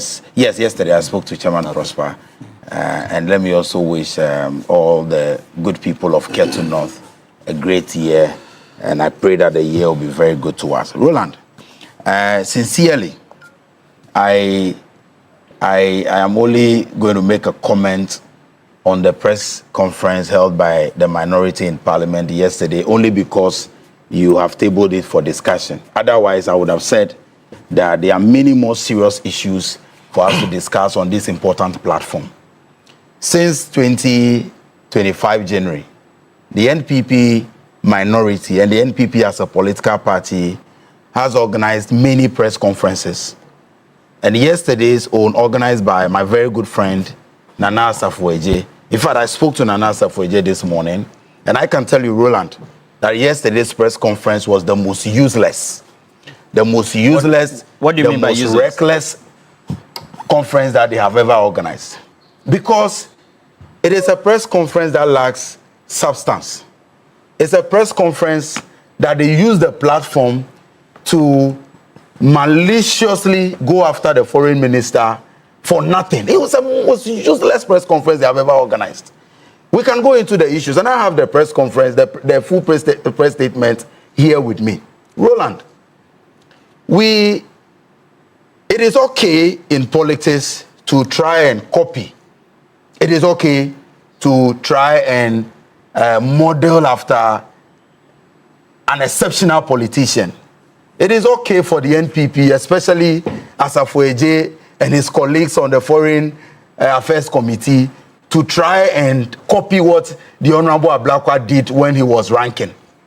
But if you cannot paste, don't copy, because when the Honorable Samuel Okudzeto Ablakwa was ranking member on Foreign Affairs, we saw the diligence and the seriousness with which he carried his work.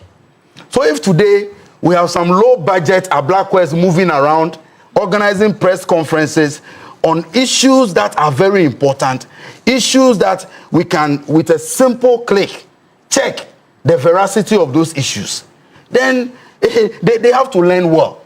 Roland, I would have applauded the minority if yesterday's press conference was to force their former finance minister to return to this country and give accountability to the good people of Ghana. I would have taken them serious if their press conference was asking for the removal of Ablakwa because maybe he recklessly led the demolition of an embassy like they did to the Bulgarian embassy in 2022. I would have applauded them if their so-called press conference and the call for Ablakwa's removal was linked to the selling of Ghana's properties and embassies abroad. But you organized a whole press conference, invited the media, journalists were there, just to waste our time and ask that Honorable Ablakwa be removed because a country has decided to impose some sanctions on 75 countries. The bare logic, minimum logic is that, are they saying that the other 74 countries that have been listed by Trump or by the United States in the visa sanctions that they are talking about, the Honorable Samuel Okudzeto Ablakwa is the Foreign Affairs Minister in all those 75 countries. Is that the logic? Again, when you want to organize a press conference on matters of this nature, it is important to understand the nuances of international relations, international law, and diplomacy. As far back as November 2025, the President of the United States of America, Donald Trump, in fact, prior to his becoming president for the first time, everybody who follows international politics understood his philosophy when it comes to the U.S. relationship with other countries. In fact, there was a point he was proposing building the wall, the Great Wall, to prevent immigrants or people from Mexico exile. Yes, people he believed were not qualified to live in the United States from entering the United States. And so that is the philosophy of the President of the United States. And he announced that the embassies must ensure that before you enter into the United States of America, you must be financially self-sufficient and some other conditions. So if the country moves to impose some sanctions and restrict the movement of people into their country, you are calling for the head of your foreign affairs minister and describes his diplomacy as reckless diplomacy and banding words around. I mean, the minority in Palace, especially those on the Foreign Affairs Committee, they should go back to between 2017 all the way to 2024. Take all the press conferences and the press statements released by the Honorable Samuel Okudzeto Ablakwa. They should study, they should learn. Because if you want to copy and appear serious, then they must do better. Because what Asafo did yesterday is my very good friend. It's the most useless press conference any minority group can ever organize. But what is the merit of the issues that they have raised? Point to one particular thing in the press conference that is a serious matter that even warrants a discussion on your platform. The most useless press conference, because all the things that he mentions, again, yesterday they entered into a trajectory that I will even be surprised if anybody will want to speak to defend them. Number one, I'll just give you 2 or 3. Number one, they created the impression that because our country, our foreign policy has always been, we are non-aligned. So we are neither with the East nor the West, but we only face forward, as espoused by Dr. Osajefo Kwame Nkrumah. Osajefo Dr. Kwame Nkrumah. So because we are non-aligned, it means that a country cannot even make a comment on international. Yeah, because the Cyprus incident. That is not the meaning of non-alignment. And I would urge them to read all the books written by Dr. Kwame Nkrumah. Non-alignment simply means that when 2 countries, say 2 countries are at each other, they are at war, Ghana as a country will not align with one country against the other. But that does not mean that Ghana cannot speak to issues of international rights violations. That does not mean that Ghana cannot speak to issues of human rights abuse.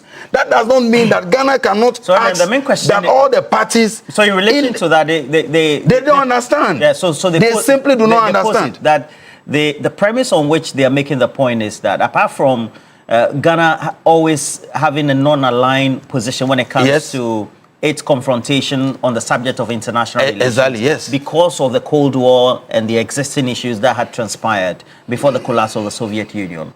They say that these are key global powers. And so if you make such comments, a small country like Ghana, literally trying to explain or water it down, it also means that you awaken a dead whale or a sleeping lion. Roland, that position is flawed.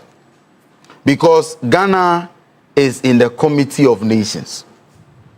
Anything that affects the global stage, anything that happens globally, has implications on us.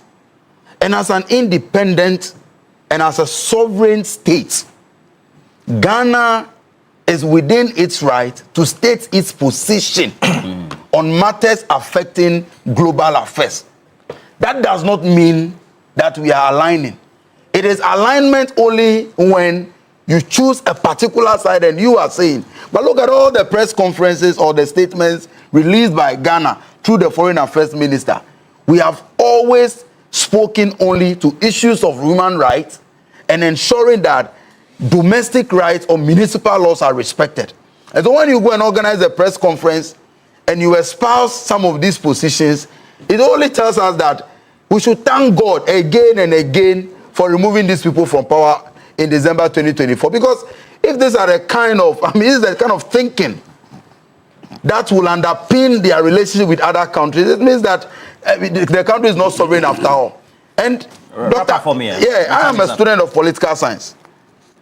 I know Dr. Zato is a lecturer in political science. Is Dr. Zato will he tell us this morning that per the logic of his minority, when he stands before his political science class, international politics class, and he's giving reasons why Trump imposed visa sanctions on countries, he will call Honorable Ablakwe's utterances or press statements as the cause? The most reckless, the most useless press conference ever is what Asafo-Adjei and the minority did yesterday. And I will tell them again, if you want to copy well. You cannot be low budget Ablakwe and be going around. Ablakwe, let me tell you, I have had the opportunity to work with Honorable Okujeto Ablakwe for more than 4 years as his research assistant. Sometimes, as late as 12 midnight, 1 a.m., the gentleman will be reading, researching, and so before he comes out. And that is why till today, when he was ranking member, every issue, every expose, every statement for Honorable Ablakwe till today, they cannot even refute a single one because of the diligence and the seriousness that went into those press conferences. So if you want to copy him, come, we will teach you the model, we will give you the formula. Be ready to be diligent. Subject yourself to rigorous learning, rigorous research, meticulousness. You cannot be low budget Ablakwe and be going around organizing useless press conferences that they did yesterday. This year, we have all agreed to be serious. The MPP in Parliament, especially that Foreign Affairs Committee, why you tag their press conference as useless? It is useless and unserious. Very, very useless. Your own colleague and friend. I am telling him, my friend, I told him, even this morning I spoke to, if I had a press statement, I called him to send it to me for me to read through. And I am telling him, I know he's watching the show. Press conference. I have it here, the press statement. Right. And I'm telling him that yesterday is the most useless press conference that they have ever organized. And concerns had been raised, even from the former president going to Washington, raising issues about Burkina Faso and so-called its harboring of Wagner forces, etc. We're also told that was undiplomatic. Subsequently, we have this criticism coming from this minority. What do you say? Political science lecturer. Thank you. We've had ministers of foreign affairs in this country that every Ghanaian can be proud of. We've had ministers of foreign affairs in this country. Every Ghanaian can beat your chest and say, yes, I'm proud to have Victor Behu as my minister of foreign affairs. I'm proud to have Victor Obed Asamoah as my minister of foreign affairs. I'm proud to have Mohamed Mumuni as my minister of foreign affairs. I'm proud to have Nana Addo Akufo-Addo as my minister of foreign affairs. And I am proud to have Shirley Ayoko Boche as my minister of foreign affairs. And then today, what we have got is, to quote my friend here, a low-budget Ablakwe. Not even the normal Ablakwe. The man himself is low budget. Today, what Ghana has is that our chief diplomat is not only the Ablakwe that was in Parliament, but a low-budget Ablakwe. How did we descend? How did we degenerate here to now be led by our chief diplomat being a low-budget Ablakwe, not even the only Ablakwe? What do you mean by he himself? I didn't say low-budget Ablakwe. He said, you didn't ask him to explain it, so you cannot tell me. Okay. He said we have a low-budget Ablakwe. I'll ask you the question. Do you realize that in Nkrumah's Ghana? Why do you say? Do you realize that he's a low budget of himself? Our minister of foreign affairs is a low-budget version of himself. That's a shame. That's a disgrace. Okay. So why? What are your points? When we sit down and we see how we have degenerated and our diplomacy has suffered over the years, I now realize why. Because he he was the research assistant to the man, and he's now telling us that even the version we have is a low budget version of that man, and that is a shame. Look, I said so many things have happened. It's a low version of. You see. Yeah, no, but you need to correct him. Please respect yourself. Don't do that. No, don't say that. I've said I'm correcting you because of them. I've said respect yourself. You can give the viewers. Adam, respect yourself. Respect yourself. You said we have a low budget Ablakwa. You said low budget Ablakwa. Adam, but you are saying that Ablakwa is a low version. Adam, you said you have a low budget Ablakwa as Minister of Foreign Affairs. You said no, that's not what I said. That's not what I said. No, that's what you said. That's correct him before you move on. No. Roland must correct that before you move on. Here I am. No. About to talk. I said I didn't do that to you. I respected you even though you didn't deserve it. I respected you even though you didn't deserve it. And look at what you're doing. Look at what you're doing. You don't deserve respect. Look at what you're doing. No, you need to quote me. No. I will not let you misquote me. That will not happen. That's fine. Yes, I never said that. Adam, that's fine. Yes, so correct him before he moves on. I insist on that. So what he did say was that the position that was taken and the action that was undertaken by the ranking, is it ranking on the Foreign Affairs Committee? Your ranking, yes. Was a version of what Okudzeto Ablakwa did while in opposition, and that they are a low version of what he exhibited. I mean, just to explain what he said. Exactly. So I'm happy that today.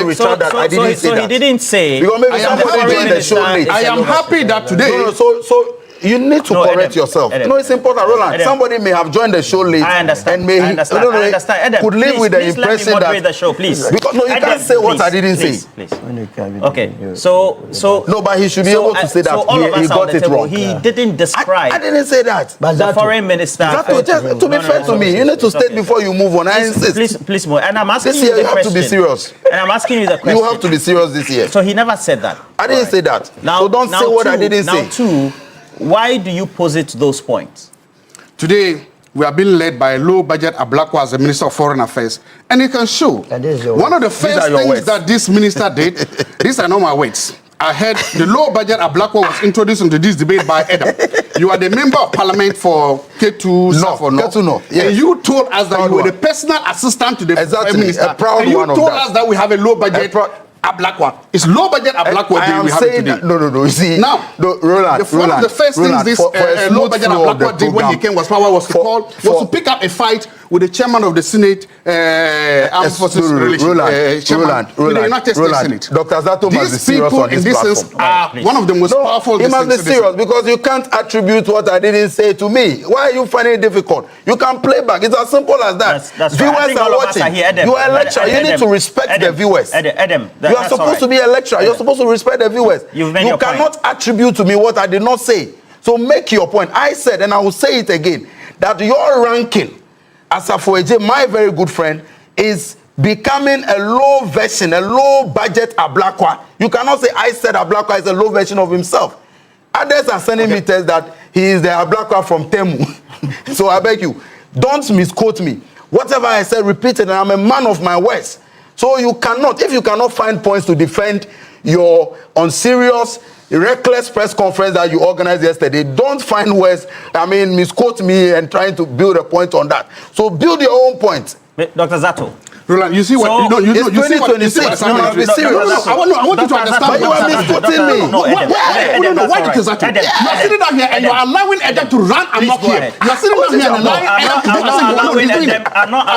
Adam to run amok here. No. I am not saying that I'm a lecturer. Mic off. Put Dr. Zato's mic off.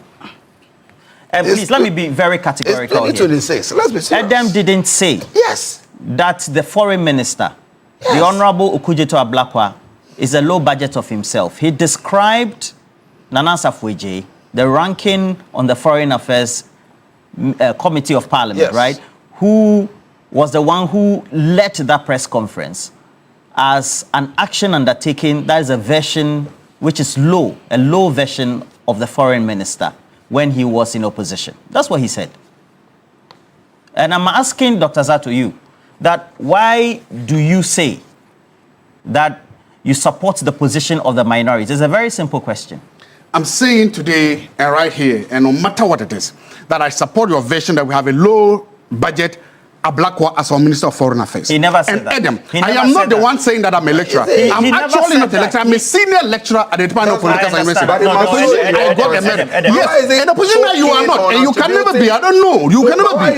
So look at it. There are people here that say, so yes, maybe if you want also go and be a lecturer and also talk about it. If you feel insecure about me being a lecturer, that's your problem. If you feel insecure that you do, if you don't have what it takes, if you don't have what it takes to get a PhD and become a lecturer, that's the problem. You cannot come and sit here.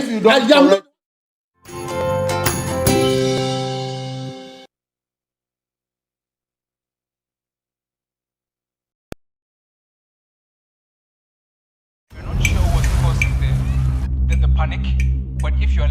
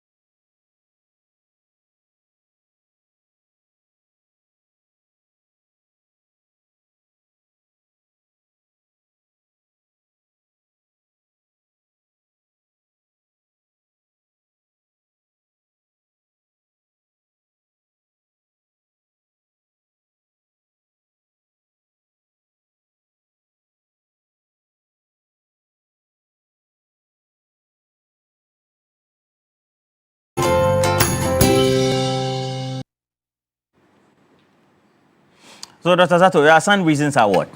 Thank you very much. So you were on a subject of the Senate and a senator. No, I'm on the version of the low budget Ablakwa and a response that we are doing. by. And we've seen things to justify the low budget Ablakwa we've been presenting with today.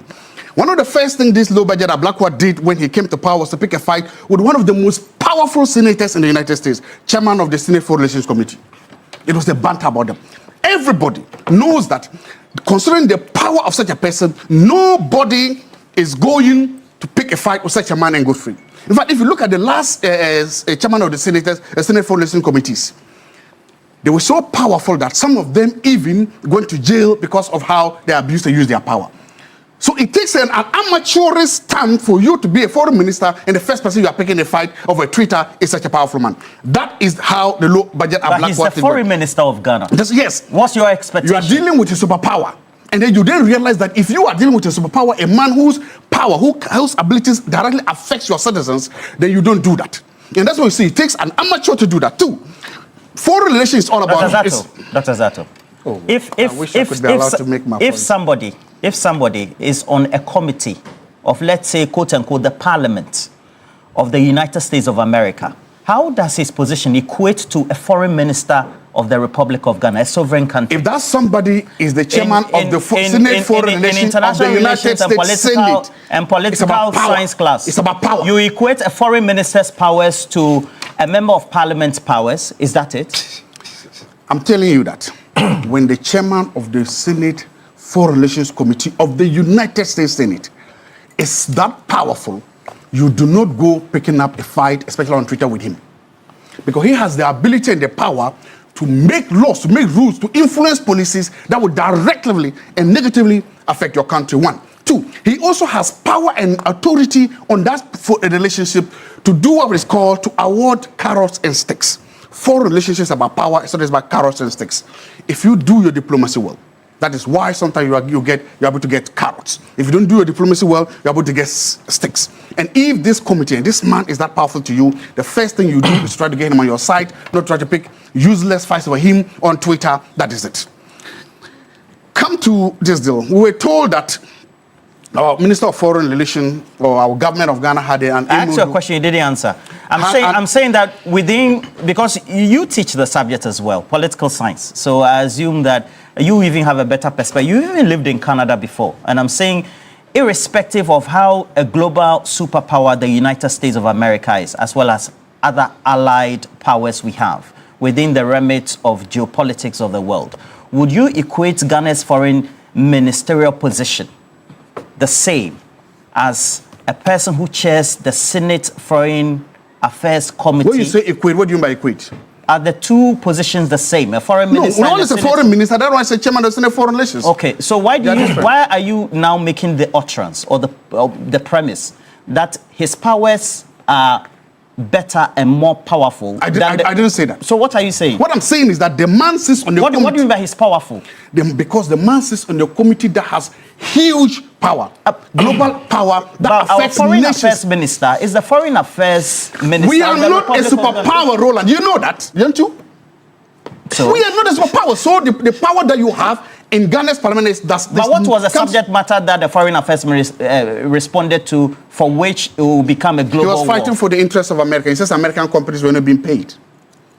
That was what he was doing. And what your foreign minister did was to pick a fight with him, was to pick a fight on Twitter with him. But we are sovereign state, aren't we? Of course. They are also a sovereign state. Since the period of Dr. Kwame Nkrumah, they are also a sovereign state.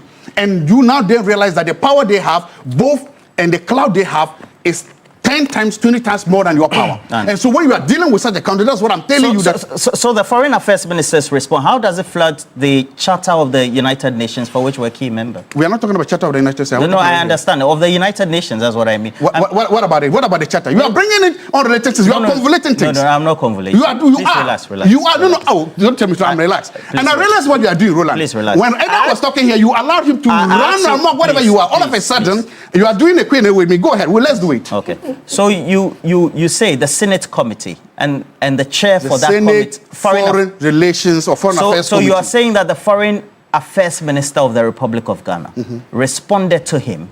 He did that on social media or his Twitter account. As a result of that, the man is so powerful. And I'm asking you a key question. Are you equating Ghana's foreign ministerial affairs powers to the same as a Senate committee chair's powers? I said no.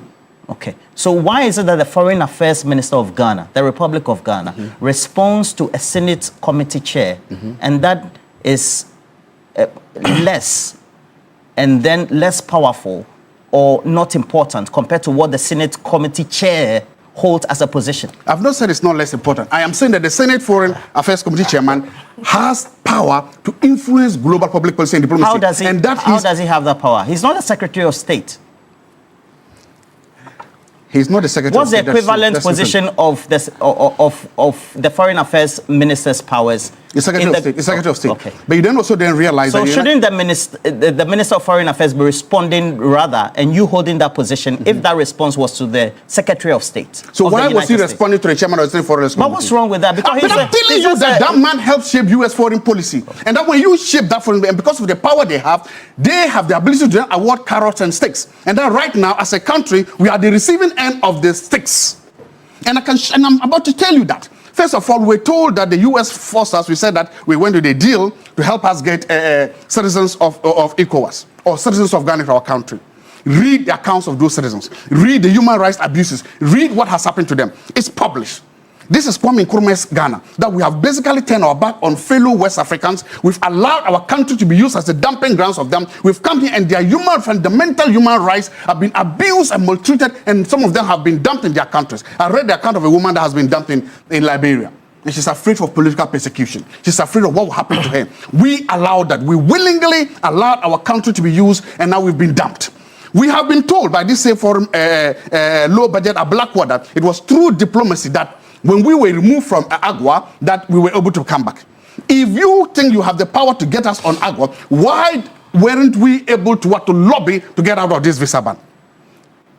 How come that we were not able to now go and make our way to get out of this visa ban? Are we the only countries that It doesn't matter. It doesn't matter? It doesn't matter. There are countries that are not on it. How is it that those countries are not on it? But Nigeria has been included. I don't care. I'm not Nigerian. I'm Ghanaian. I'm talking about Ghana. I'm saying that there are some countries in Africa that were not included in it. How did those countries, how did their foreign ministers and their ministers of foreign affairs lobby to get them out of it? And how come we are on it? So now that is how you show how efficient and effective you are, to be able to lobby, to be able to bargain, and to be able to make sure that your country doesn't get the tail end of the what? Of the stick. We have not been able to do that. And that's what I'm saying, that it's an amateur hour at the Minister of Foreign Affairs, because ever since we have come here, we have never been able. Today, Ghanaians are asking, members of parliament are asking, if you went in to make a deal with the United States, where is that deal? Is it possible that the MOU you signed with them, then you agreed and you signed off our rights to say that we should be included in this list? Was that what you negotiated? Because if the Parliament of Ghana does not have the right to see what we have negotiated, so is it possible that you, in your attempt to get the AGUA, you negotiated this away? How come all of a sudden, even with the certain Supreme Court rulings and other things, that you have an MOU, you have understanding with the foreign government, you never bring us to see, we don't see what's happening. So today we have the right to ask what was negotiated. What rights were negotiated away? What rights were signed away? And how come we are receiving this stick end of these diplomatic relationships? And that's what I'm saying. So for instance, we always have to find out that what is happening, what is doing is because of this. We have never seen our country, Trump came first, we saw him being humiliated and being treated this way. Today we are seeing that, and I am saying that it's important for us to begin to ask some important and critical questions of that ministry, of the minister there, because we have seen better and finer foreign ministers. They have fought for this country. We've seen it in both parties, and that's not what we are seeing today. And if we are seeing this happening to us, then we need to raise important questions. And now I am not surprised that we have been told that we are doing this because we have a low budget at Blackwater. What do you make about all these? The discussions so far, the observations, and the position of the minority? First of all, if I ever become president, I will never send Zato outside this country. The Zato hasn't mentioned your name today. Because, exactly so, because the impression that he has created to me this morning is that should he meet the Senate, the Foreign Relations Committee chair in the U.S., he will kowtow all the principles, all the interests of this country to that person, or see the principles and the power and authority vested in him to represent Ghana in a very good state to that person, because that person's mind is so powerful. This cannot be the thinking of Zato and the New Patriotic Party. I am saddened this morning that a sovereign country like Ghana, we will not see ourselves as powerful. What makes a country power? Is it because they have bombs that they can throw at any given time? So they're the United States of America. United what? They ran away from Afghanistan. One of the world's superpowers. They ran away from Vietnam. One of the world's superpowers. They got defeated in Iraq. They have messed themselves across the globe. But they're still powerful. In your room, how many of the items here are produced from the United States of America? What makes them powerful? What makes them powerful? You understand? Look. Ghana's foreign policy is captured in our constitution, Article 40. If you have your constitution, read and let's go through what the foreign minister is supposed to do. And let's juxtapose it with what Asafwaje and his people did yesterday. And by the way, it was a total waste of everybody's time. They have reduced opposition. I mean, no wonder the United Party is in place. If we're going to allow this bunch of people to be doing the opposition bidding, we will never get to any place. You are at okay, Article 40. I'm trying to think why you want to attribute this. No, but we are talking. So Article 40. Absolutely. Article 40. In dealing with other nations, the government will promote and protect the interests of Ghana. Yes. Seek the establishment of the just and equitable international economic and social order. Yes. Promote respect for international law, treaty obligations, etc., and continues. Yes. And then adhere to the principles enshrined in, or, as the case may be, the aims and ideals of the Charter of the United Nations. Absolutely. The Charter of the OAU. Yes. The Charter and Treaty of the Economic Community of West African States, and other international organization of Ghana, of which is a member. This is our foreign policy. Can the MPP, particularly as a Foje, because yesterday I saw only him and I think one person by him, which means that they smuggled themselves to go and organize this press conference. Tell me, which of these principles has Okujeto Ablakwa, as it were, obfuscated? Our position on Iran fits into the into Article 40. Our position to do with Israel-Palestine fits here. Our position to deal with what's the name? Israel, when they manhandled 7 Ghanaians at the Ben Gurion airport, fits into this. Maduro's position. I mean, I've heard some people call themselves diplomatic experts. Nobody is an expert in anything. What do you mean? When we have all signed on to the UN Charter and international law, that says that you cannot just enter a sovereign country and abduct its president. And this happens because of visa, a common visa. Adults would be at gray hair. They are saying that why would our foreign minister and by this government cause such a statement to be written that they abhor what Trump and his people have done to Maduro. According to your argument, it's undiplomatic. What is undiplomatic about it? In fact, ever since Okujeto have loved whatever he has done. That is the position of Ghana. Ghana must always be heard. And our position must always stand. Israel-Palestinian situation, we believe in two-state solution. It has been there since. We believe in Pan-Africanism. Now, Ghana is a sovereign country. Are they saying if today Ghana decides to sack everyone who is not behaving properly in this country, the countries that they are from must be able to persuade us, must force us to rescind our decision? What we are discussing is about immigration, processing of immigration visas. Is that not the case? You must rather be happy if you're a true Ghanaian, a true political party that wishes this country well, that another country magnanimously has said that from today to go, or from the 21st of January 2026, they are no more going to accept Ghanaians to permanently live in the United States. Is it not going to prevent brain drain? We have been complaining that our doctors, our teachers, our nurses are running away from this country. God being so good, they have said that we are no more going to accept them to permanently live there, and that they must live in this country. You as an opposition, a reckless opposition party for that matter, is saying that no, we must go and find the United States to open the floodgates so that all the professionals in this country can go and live there. Is that a sensible position to adopt? That is why I agree with Adam when he says that the guy doesn't seem to know what he's about. But let me tell you the main reason for why Asafoye did what he did. Last year, and this is the true reason why he conducted that press conference. Around September 22nd, you know, Ghana was supposed to take part in the United Nations General Assembly, the 80th one. Now, they say it's convention. As part of convention, if the ranking is not there, the deputy ranking member is sent to the United Nations as part of government delegation. As a matter of fact, Asafoye was procured a ticket to go to the United States to take part in the United Nations General Assembly meeting. As a young man, I mean, you'll be happy that maybe for the first time you're going to take part in the United Nations General Assembly meeting. At the airport, it was at the airport that he was told that his visa has been, his ticket has been withdrawn, and that the Foreign Affairs Ministry was cutting down its budget. So they were only going with the chairman of the committee and the clerk. Oh, so why are you? No, this is in fact. Why are you reducing this to? No. I'm telling you that I always come with a fact. I will not lie. To to further establish how unhappy he was with the matter, he actually petitioned the Speaker of Parliament. Yeah, but this is public knowledge. Yes, as well. so. But I'm saying that why are you attributing either this? Than that, if it is not about him being refused the opportunity to go or attend the United Nations General Assembly, why would such a bogus press conference be held? He says that we should withdraw the ambassador of Ghana to the United States. For what crime? That he is providing information to the people of this country. That Ambassador Victor Smith is only briefing us as to what is happening to Ken Ofori-Atta in terms of his detention and the gestures that the government is making to assure his welfare. Ken Ofori-Atta's welfare.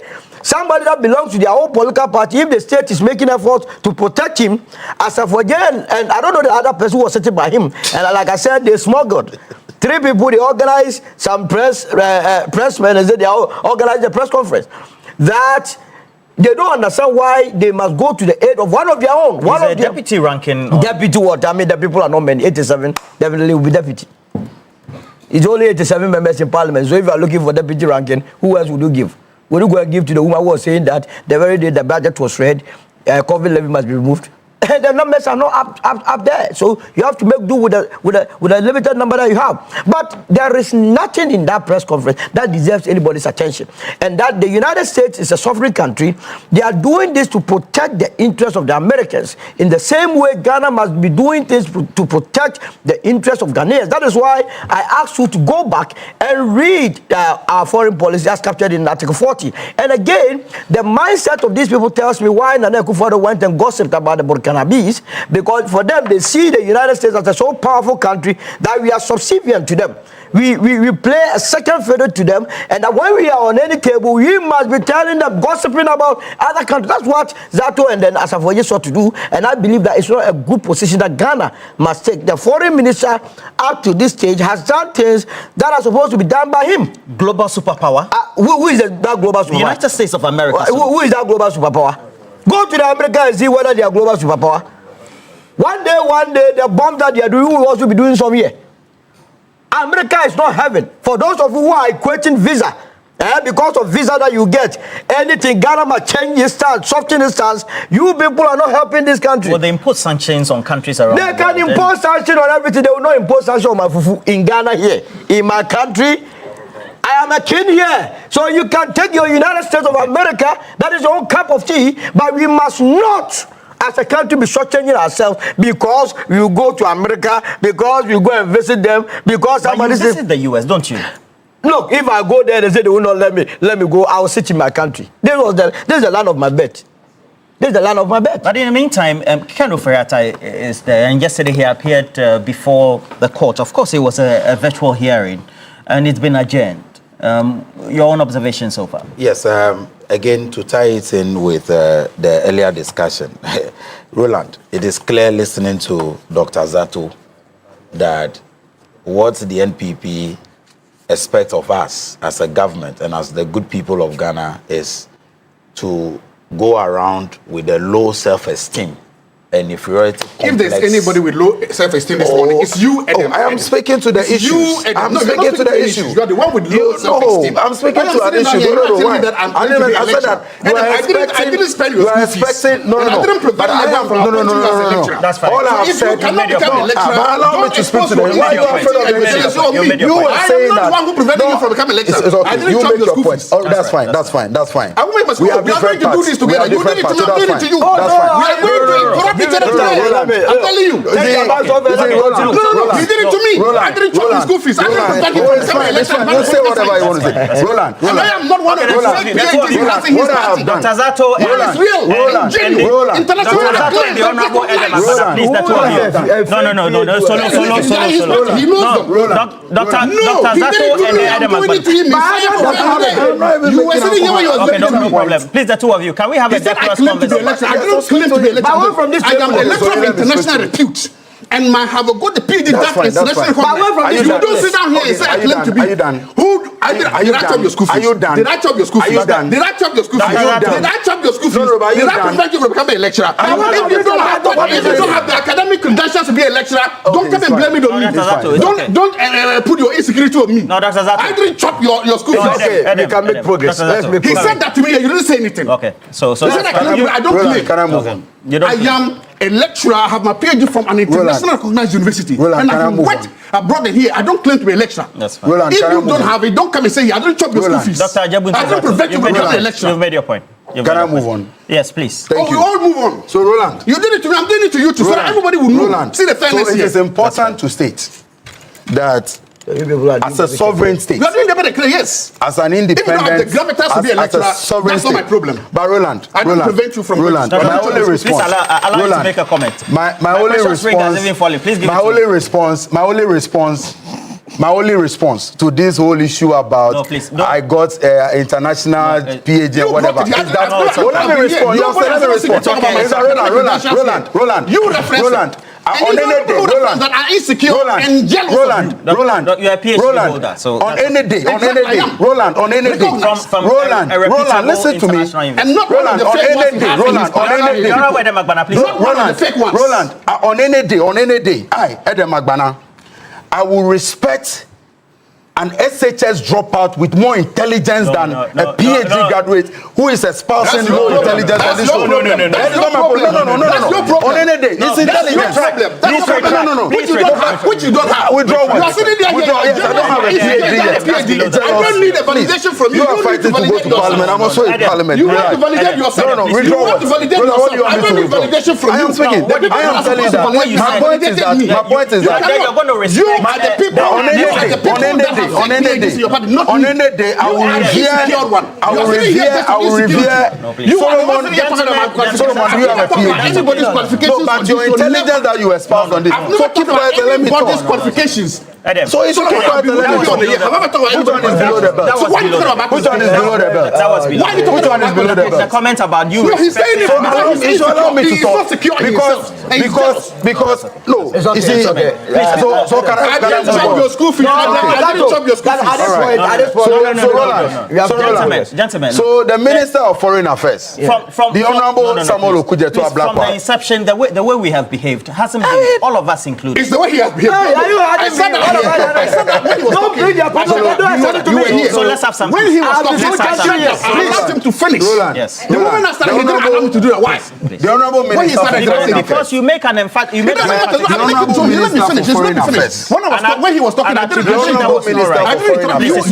you. Allow him to flow and then you go. So the Honourable Minister I for Foreign understand you want to Affairs. be fire for fire. The Honourable Minister I for want Foreign fairness. I want Affairs. fairness. You don't do that to me. Okay, that's fine. The Honourable I allowed you and you spilled all the Roland, things you said The about Honourable Okay. Minister for Foreign Affairs, the Honourable Samuel Okujeto Ablakwa, some of us call him Son of Man, has distinguished himself as an excellent diplomat, an excellent legislator, and somebody who can confidently lead the position of Ghana in the international market, or let me say, the global affairs.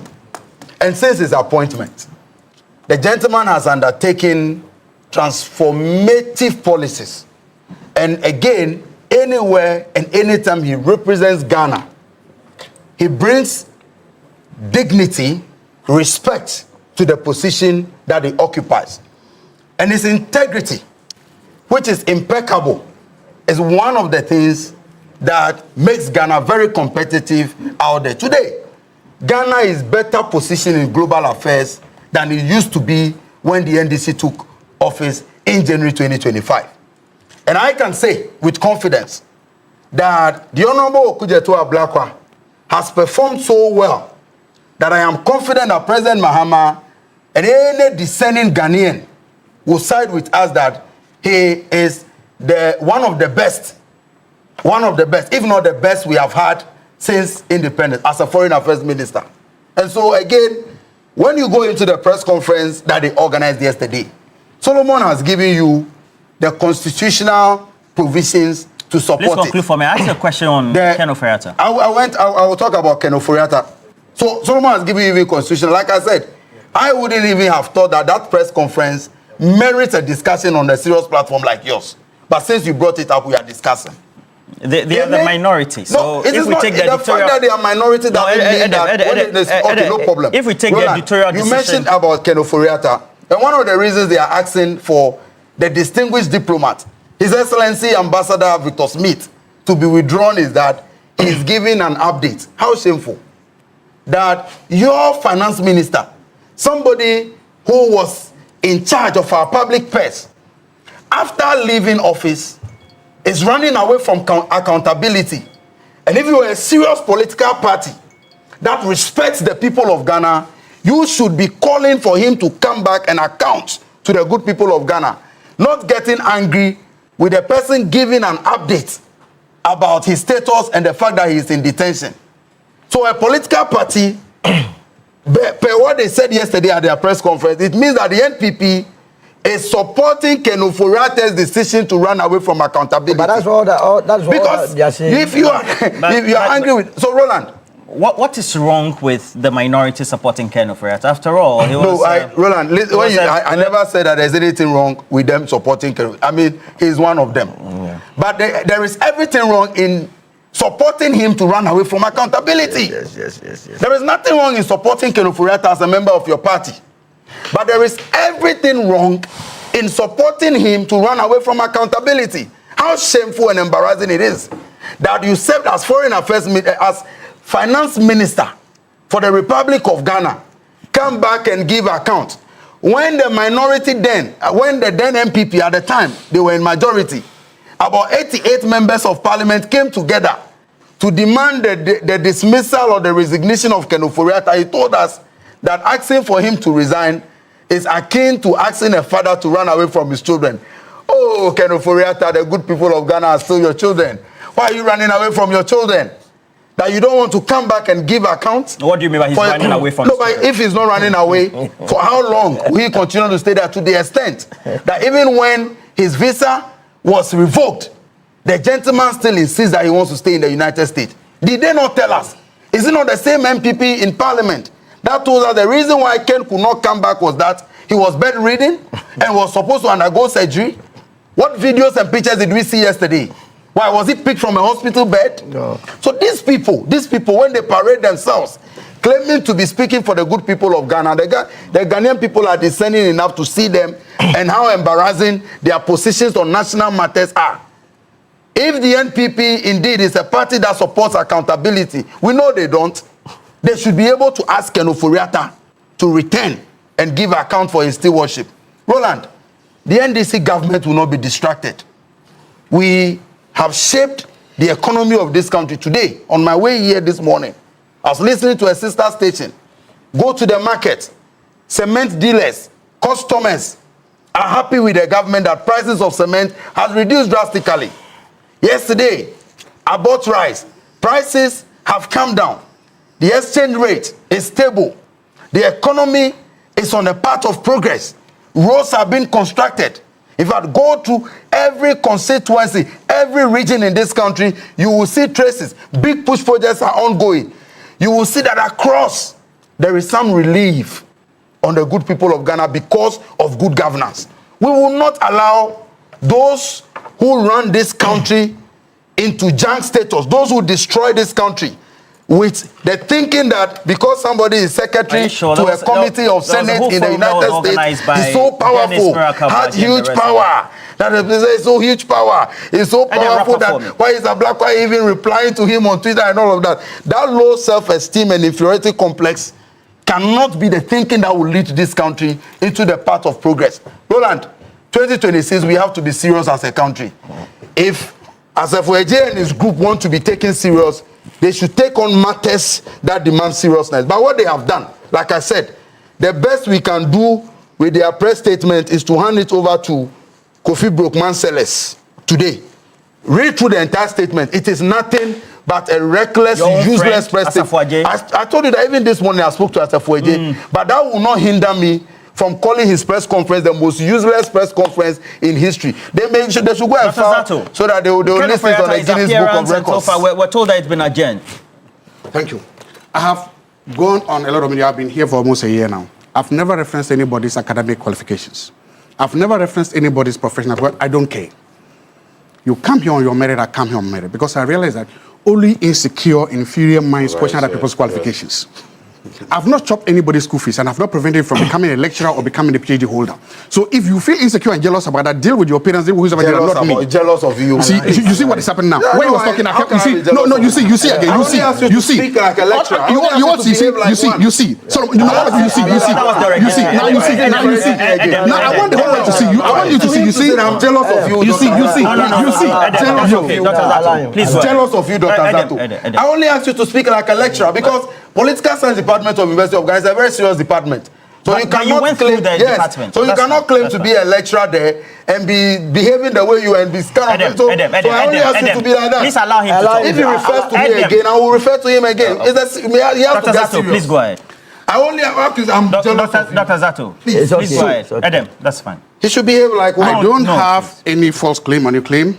My claims, my academic credentials and bona fides are all they are there. They are verified. I didn't chop anybody's school fees. I didn't prevent anybody becoming a lecturer.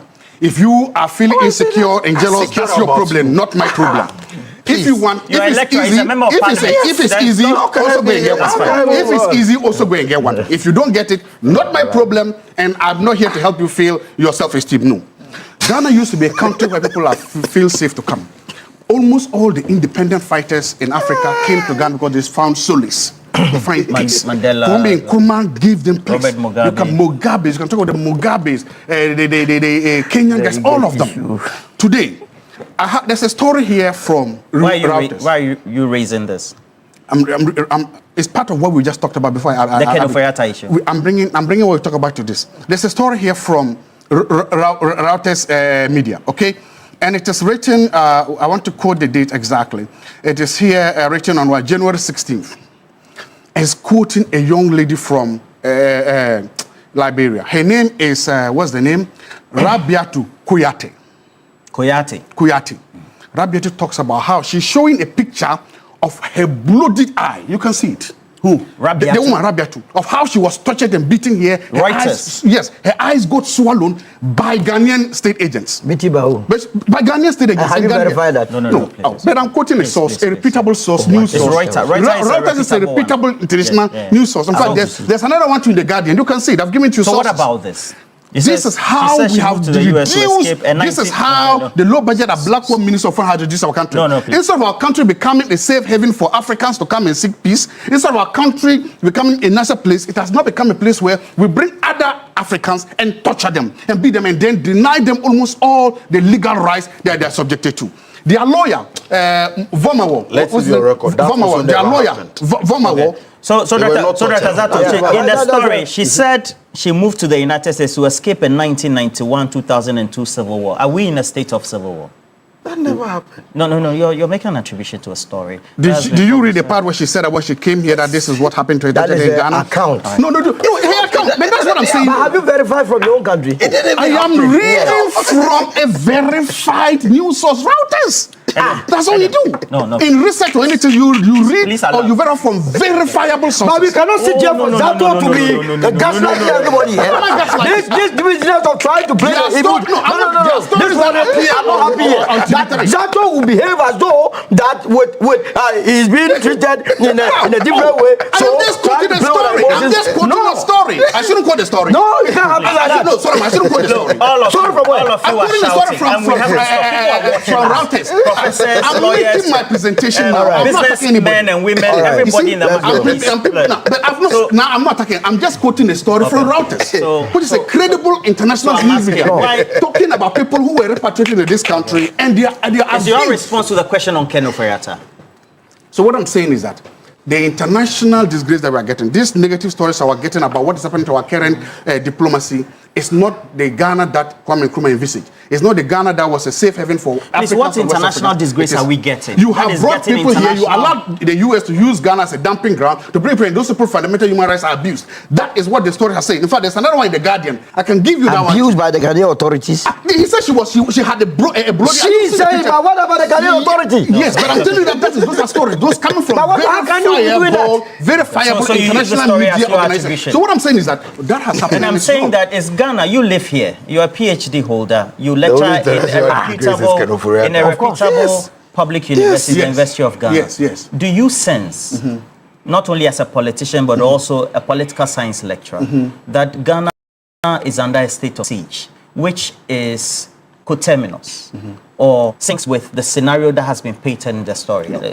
What I know is that there's a woman telling her story.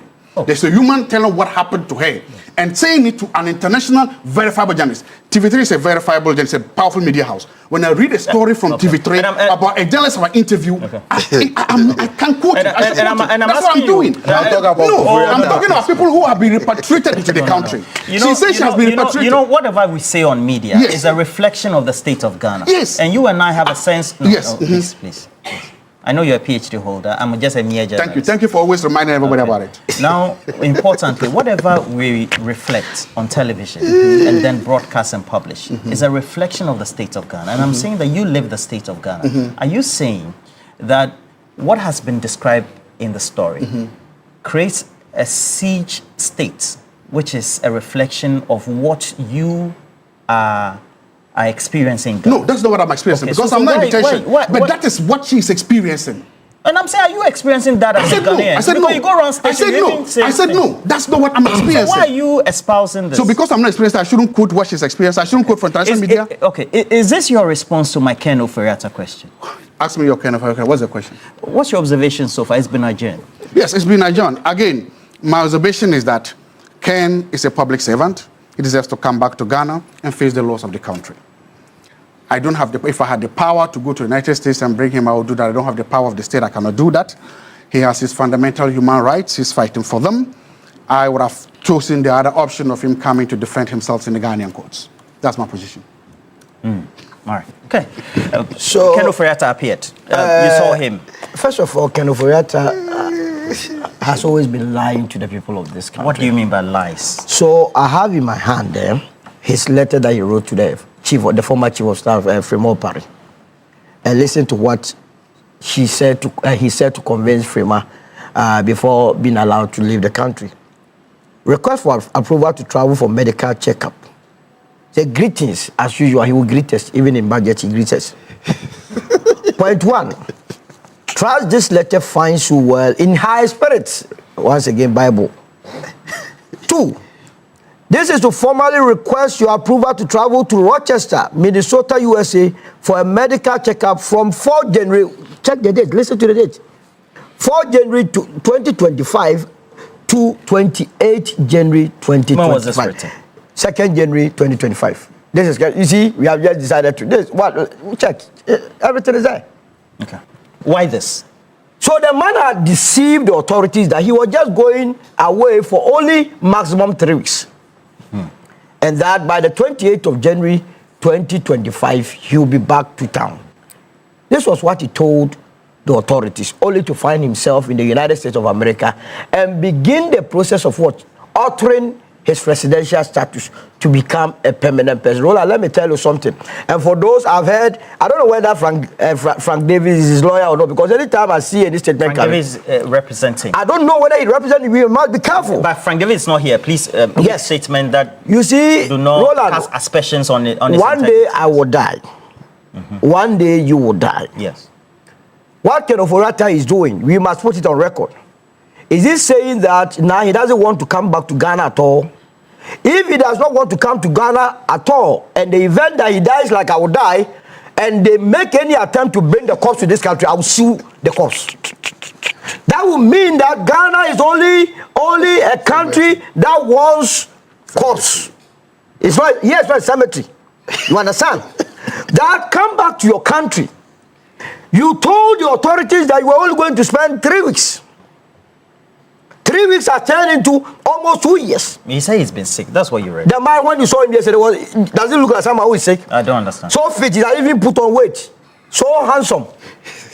Even in the mask, he's handsome. Nobody is saying that you have committed any crime.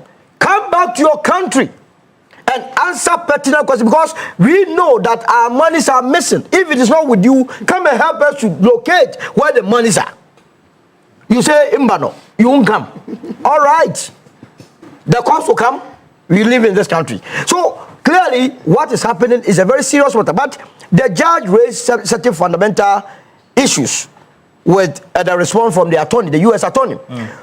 On the matter of extradition, they are saying they don't have the document before them. The judge says he does not have the document before him to make any determination on that matter. Did you listen to the judge? Yes. So what that tells me is that the Attorney General must immediately, if they did it by DHL, or they must find out where the extradition application is. Now, those that are questioning why we are picketing at the U.S. Embassy must now begin to revise their nose. It's as a result of the indication that has been given to the U.S. Embassy. That is why the attorney could go to court without even the proof in his hand to tell the judge that, hey, the people have won. They have filed an extradition orders. This morning from here, I'm going to the United States of Ghana, Embassy in Ghana, to pick it, to drum into their ears that they cannot blow hot and cold. They cannot let the United States be a sanctuary for corrupt African officials. How do you mean? We are saying somebody has taken our resources. It's with you. Bring the person, you are saying no. We should go through process. The small boys, they have been coming for them here. Abu Trika and go.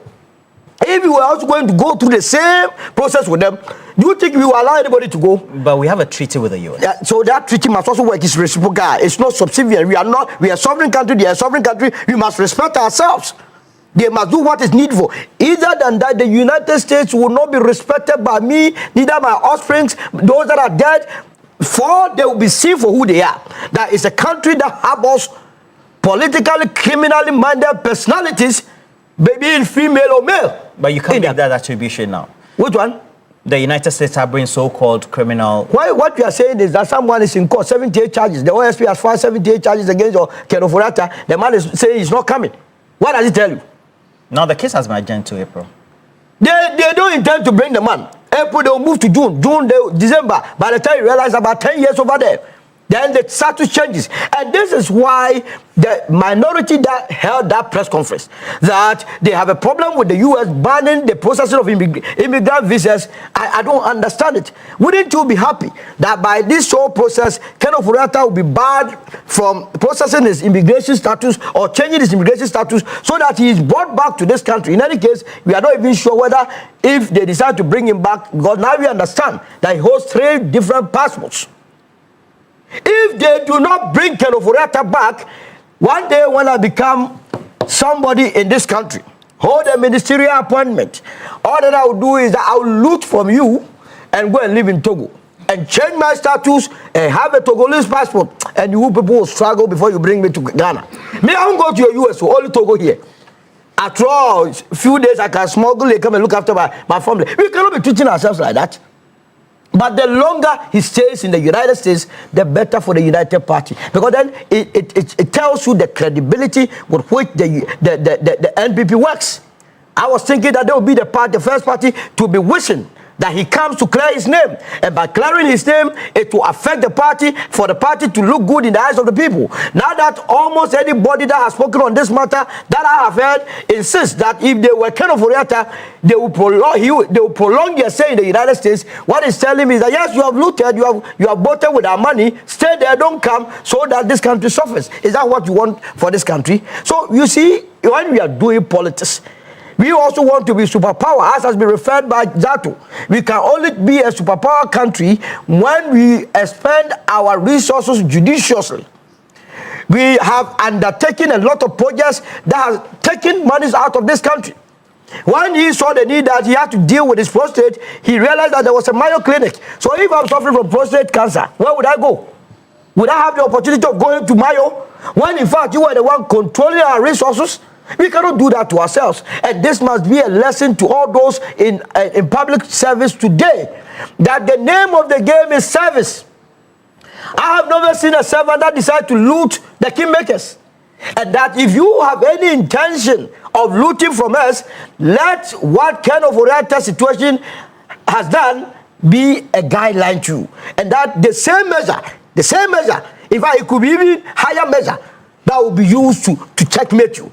We cannot let Kaya, the taxi drivers, the truck drivers, common teachers, and nurses who are struggling daily to pay their taxes to ensure that this country develops be shortened. Remember what Dr. Samuel Amakwe told your reporter. Was it Alfredo Kanse during the DDEP melee? The man said, look, he was suffering from a lung cancer or a kidney. He had a kidney problem. Is it the 81-year-old? 81-year-old. Yesterday, I played back the video. I cheered that when the man was picketing in front of, what's the name, the Ministry of Finance, and begging that do not include us. You are killing us softly. When you finish killing me softly for me, you are killing us softly. Don't do that. That day, instead of even having the courtesy as a finance minister to go and see them, the man refused to see them, and I don't know the status of Dr. But the OSP and the investigations over Ken Ofori-Atta, it's not because of the decisions that were taken on DDEP. It's part of the DDEP, it's part, all is chop, it's there inside. Everything is inside. He should come. It's part of it. We have to be rightful and lawful. The PDS, the cathedral, the DDEP. The DDEP is not part. The chop. You mean it's all part? Then they are missing a very big investigation. Okay, so I have George Alote. George Alote says that please tell Solomon to have patience for Ken Ofori-Atta and that they need you in Kennedy Japon's team. Which one is that? Kennedy Japan that they say is what mad. That's what they are saying. Who said? Baumia people say he's mad, then he also telling Baumia people. Liars. No, he has even moved further. He's suffering from autism. No, it's okay. These people, they are insulting themselves, though. It's okay. So I have Emmanuel. Emmanuel says that, Emmanuel, I say okay. Okay, Emmanuel, I say. I cannot, some of the words, please, let's be decorous in the comments today. And then Mama War of the Asogli said the seat is hot today, Roland. Even you're feeling the seat. No, it's cold. How hot everyone is okay. Everyone is okay. Everyone is okay. And then Awudu Kalio says that there's fire in your studio today. I understand. Prince Daniel York says that based on what I observed yesterday, Ken Ofori-Atta's apparent efforts to avoid returning to Ghana for accountability, I believe he is not just protecting himself by shielding certain individuals, including some of his own family members. If he does return, the government should provide him with protection from those same family members and other people who might be called to testify in court. There are many unanswered questions, and successfully bringing him back to Ghana will expose a significant number of people. And, Philippine Godot, wishing you all the best for the day, says that, what's happening in your studio today? A lot of discussion ongoing, so to speak. Okay, and we have one more. So this one is coming from Kofi Sika, says that Dr. Zato and the MPP, what is nano-minority? Okay, minority know that if Ghanaians like Ken Ofori-Atta blatantly flout immigration rules, as is alleged to have done, the US will not hesitate to impose visa restrictions on us. If parliamentary candidates allegedly stab their wives in the US, why wouldn't they impose visa restrictions on us? Is it Ablakwa who overstayed in the US or stabbed his wife? Okay. I get your point that you want to attribute. Who has stabbed the wife? Is he also from the MPP? Hopeson Adoye. Hopeson Adoye, good morning. The APC okay, I see your message as well. It's on Zato. It's being represented. And then also, and then I have Blueprints Esikado. Ketang says that why is Solomon Owusu always attacking the MPP panelists rather than dealing with the issues? I'm so disappointed in him this morning. Is there any MPP panel member here? No. Let's say that. Is there any MPP panel member? But Dr. Zato but he has always said that is well associated with it. Today you have exposed that too. You see, okay, so you see Kofi Kwati Ameninkuku, see. Okay, again, the messages are getting personal. But thank you, gentlemen. We are fine here. Even though you made the discussion a bit Edem and then Dr. Zato. See, no. The Honorable. No. Edem and Dr. Zato. Roland, don't do that. Don't do that. If you want to, if you want to look smart, if you want to look smart and fashionable, please visit any Woodin boutique nationwide today. All right, Woodin is offering. Okay, I'm taking a break. We'll be right back. We have not.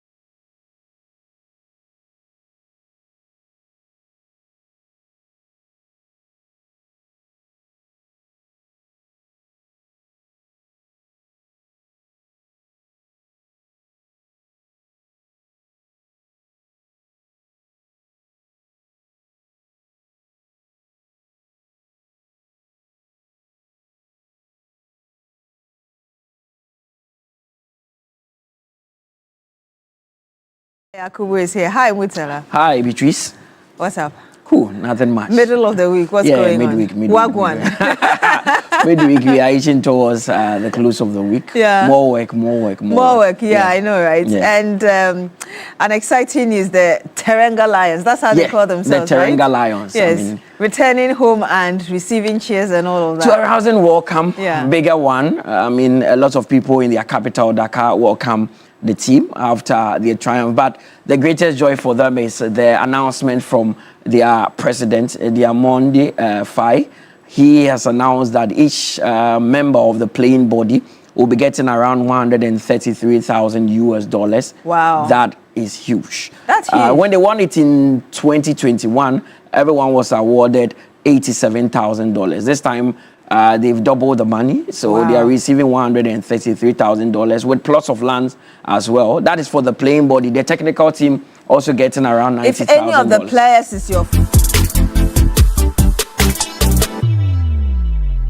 money, we know that this money would go straight back into charity. Okay. He does a lot in Senegal in terms of charity work, because he says that he knows where he came from, and he's coming from a very deprived country where he needs to give back to the society. And he's urging all African footballers to do the same. When you go out there, make enough money, come back and invest it into your country. So yesterday they met the president. It was a big ceremony in Senegal. They were extremely happy because Senegal for some time now were struggling to win the AFCON. Got to the final in 2019 and lost. Not too happy. Then they came back in 2021, won it. They got to the final in 2022 and they've won it again. So in the last 4 or 5 years, they've made it count as far as their golden generation is concerned. Yeah, and it should tell you that they've been working very hard towards that. Of course. It's not just talk. No, it's not just talk. Put it in work. Yes. One thing they are doing brilliantly is that there are so many academies that are springing up in Senegal, especially in Dakar. And most of these players are exported to Europe, especially France. They develop, they come back and play the Senegalese national team and help them. I mean, they are making use of their golden generation. One player that the president spoke fondly about is Sadio Mane. It looks like he would forever become a Senegalese hero. Now, people say he's even up there with the likes of El Hadji Diouf.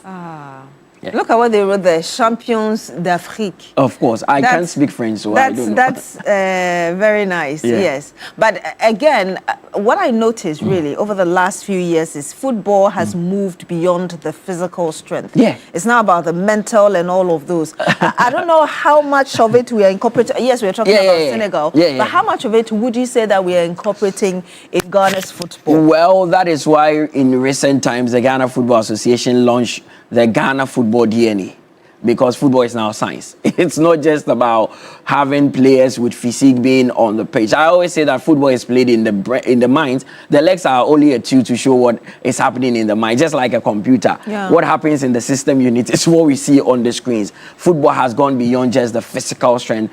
No, it is science. It is thought. Over years, people have to understand the processes. Just like you plan for war, just like you plan for everything, your career. Just like I plan for my career to be a journalist. It is taught in academy. So it's no longer just the physique. And that is what, I mean, Ghana and other countries are adopting. Now, a country like Curacao could qualify for the World Cup. You ask yourself how? Because they have players who have gone through the ranks of learning football, the rudiments and the fundamentals of football. They get to that level. And you have a good team. So, joy for Senegal, Sadio Mane, again, being champion. You say, but there's a case against them for leaving the pitch, though, aren't they? Well, we leave that to CAF. CAF says that he has opened a disciplinary, action against Senegal. They will look into the matter. They say they have footages and evidence to look into, and at the appropriate time, they would issue a statement of what action they've taken against Senegal. We are hearing that it could be a grave sanction against them, especially their coach, Thiaw, who ordered the players to leave the pitch until the hero Sadio Mane called them back. So if he's banned, it means that he will miss the World Cup, and that would be big one for Senegal. UEFA Champions League? Yes, yesterday, March day 7, Manchester City. No one knows what is really happening to them. I mean, it looks like when you hit a new low, getting out is very, very difficult. Yeah. They lost to Manchester United over the weekend. Many thought that, okay, this was an opportunity for them to dig themselves out. But that is not the only game that was played. We have the results from March day 7 because we know that the likes of Real Madrid also were in there. So Kierat lost to Club Brugge by 4-1, and Bodo Glimt, as you saw, beating Manchester City. Copenhagen also drew 1-0 with Napoli, and Arsenal. Take your time with Arsenal. Take your Arsenal, time. Surprisingly, what is surprisingly? Because the venue they play this game is one of the toughest you can have in Europe, the Giuseppe Meazza Stadium in Italy. They defied all odds to beat Internazionale Milan by 3-1. But you're not giving us the credit due us, because you can imagine that the last few months, of course, and we've been working Arsenal very hard. Have been consistent. Exactly. They are the only team that are unbeaten in the UEFA Champions League this season. They've won 7 out of 7. So I will give them thumbs up. Olympiacos also defeating Leverkusen by 2-0. Then we had Real Madrid beating Monaco by 6-1. They needed this result badly after the turmoil that they've gone through, and Abeloa coming in. Sporting CP also surprisingly shocking PSG, beating them 2-1. Tottenham, Mohamed Kudus was not in action, but they won 2-0 against Dortmund, and Villarreal also lost to Ajax by 2-1. But there are games to look forward to today, and we can go through the fixtures as well, because Galatasaray will take on Atletico Madrid, with Karabakh also playing Frankfurt. Atalanta would be at home as they take on Athletic Bilbao, with Bayern Munich also having a big game against St. Union Genoa. Then there's Chelsea against Paphos. Juventus will play Benfica, with Liverpool. Their manager says that they're happy to have Mohamed Salah back. They will be traveling to France to face Marseille. And at the St. James's Park, it's Newcastle against PSV, with Barcelona also facing Slavia Prague. So these are the games coming up in March day 7 of the UEFA Champions League. You know, I remember how people used to tease us Arsenal fans. You're not scoring, but you're always very loyal to your team. I wonder what they will be saying now. Well, Arsenal looks like finally they would win something major at the end of the season, because they look very good. Thank you, Prophet Mutala. Yes. Anthony Joshua's yes, Anthony Joshua's case. He is in London at the moment, but yesterday they went to court, and the driver for that SUV that was carrying Anthony Joshua and 2 others who actually passed on, he went to court, but his case has been adjourned to February 25th. That is Adinei Kayode. I mean, he has been actually charged for reckless driving and also driving without a national driver's license. So yesterday they went to court. Case has been adjourned. Joshua is not around. He says that he's still taking time off to process everything, because these 2 aides were his close compatriots, and it will take him some time to get over it. So he currently is in London, but the case is being tried in Nigeria, Ogun State. So yesterday the driver appeared, and case has been adjourned. Let's see how it goes, because he's been charged on 4 counts, which doesn't look good for him at all. Yeah. Let's go to the Australian Open, because the 20-something-year-old Yannick Sinner is still making history, right? He is the current champion of the Australian Open, and he wants to defend his title. The Italian got to the Australian Open with high hopes, and he's not disappointing. Yesterday, he got past Hugo Gaston and has entered the 2nd round. So, I mean, others will be looking at him and thinking, this guy playing him over these years, because he started as a young man and the country took delight in him, knowing that he has something up his sleeve. But he's delivering for them as well. Not just Yannick Sinner. Naomi Osaka is back after having his life on TV3 and on TV. And we're starting this Friday again. But the sister of Serena Williams as well. She's Venus, also playing. She is the eldest, but she hasn't retired. Serena says that I'm done. But Venus, you'll say I would continue to play. So she is still there. Anyway, thank you very much. The Mutala Yakubu, you're back at 10, right? With the sports daily. With some more sports updates. Thank you so much for bringing us the latest in sports. Well, are you ready to scratch, win, and live your dreams? Review Scratch for Win is here to change your life. Just dial *850*3# to stand the chance to win up to 1 million Ghana cedis in cash prizes instantly. It's easy, it's exciting, and it's regulated by the National Lottery Authority. Just dial *850*3# or visit www.scratchforwin.com to play now. It's easy to play. First, simply dial *850*3# on all networks, and then you select your preferred stake amount, which is between 5 Ghana cedis and 2,000 Ghana cedis. Then you choose your lucky card out of 5 exciting options, and you confirm your selection and enter your Momo PIN. And point 5, review your game results and winnings instantly. Remember, it's easy, it's fun and exciting. Get ready to scratch, win, and live your best life with Review Scratch for Win up to 1 million Ghana cedis for grabs today. Just dial again *850*3#, and that is the short code to play on all networks, or visit www.scratchforwin.com to play now. Review Scratch for Win. Scratchy keke. Nadi Sikasebem. Reviews is strictly for persons 18 years and above. Review Scratch for Win is powered by Super Cash Games. I'm talking about how much is available for you to win. We're still playing. It's *439#. You follow the prompt. You pick your favorite platform. Yes, it's right here on TV3. Number 2, we are giving 10 of you 1,000 Ghana cedis each. Yes, so 10,000 going out today. Keep playing and you get the chance of winning at least 1,000 out of the 10,000 Ghana cedis we're giving out today. Yes, let me remind you again, *439#. You follow the prompt, you pick your favorite platform. That is number 2, TV3. And when we come back, we'll bring you some more. Do stay with us here on Newday on TV3.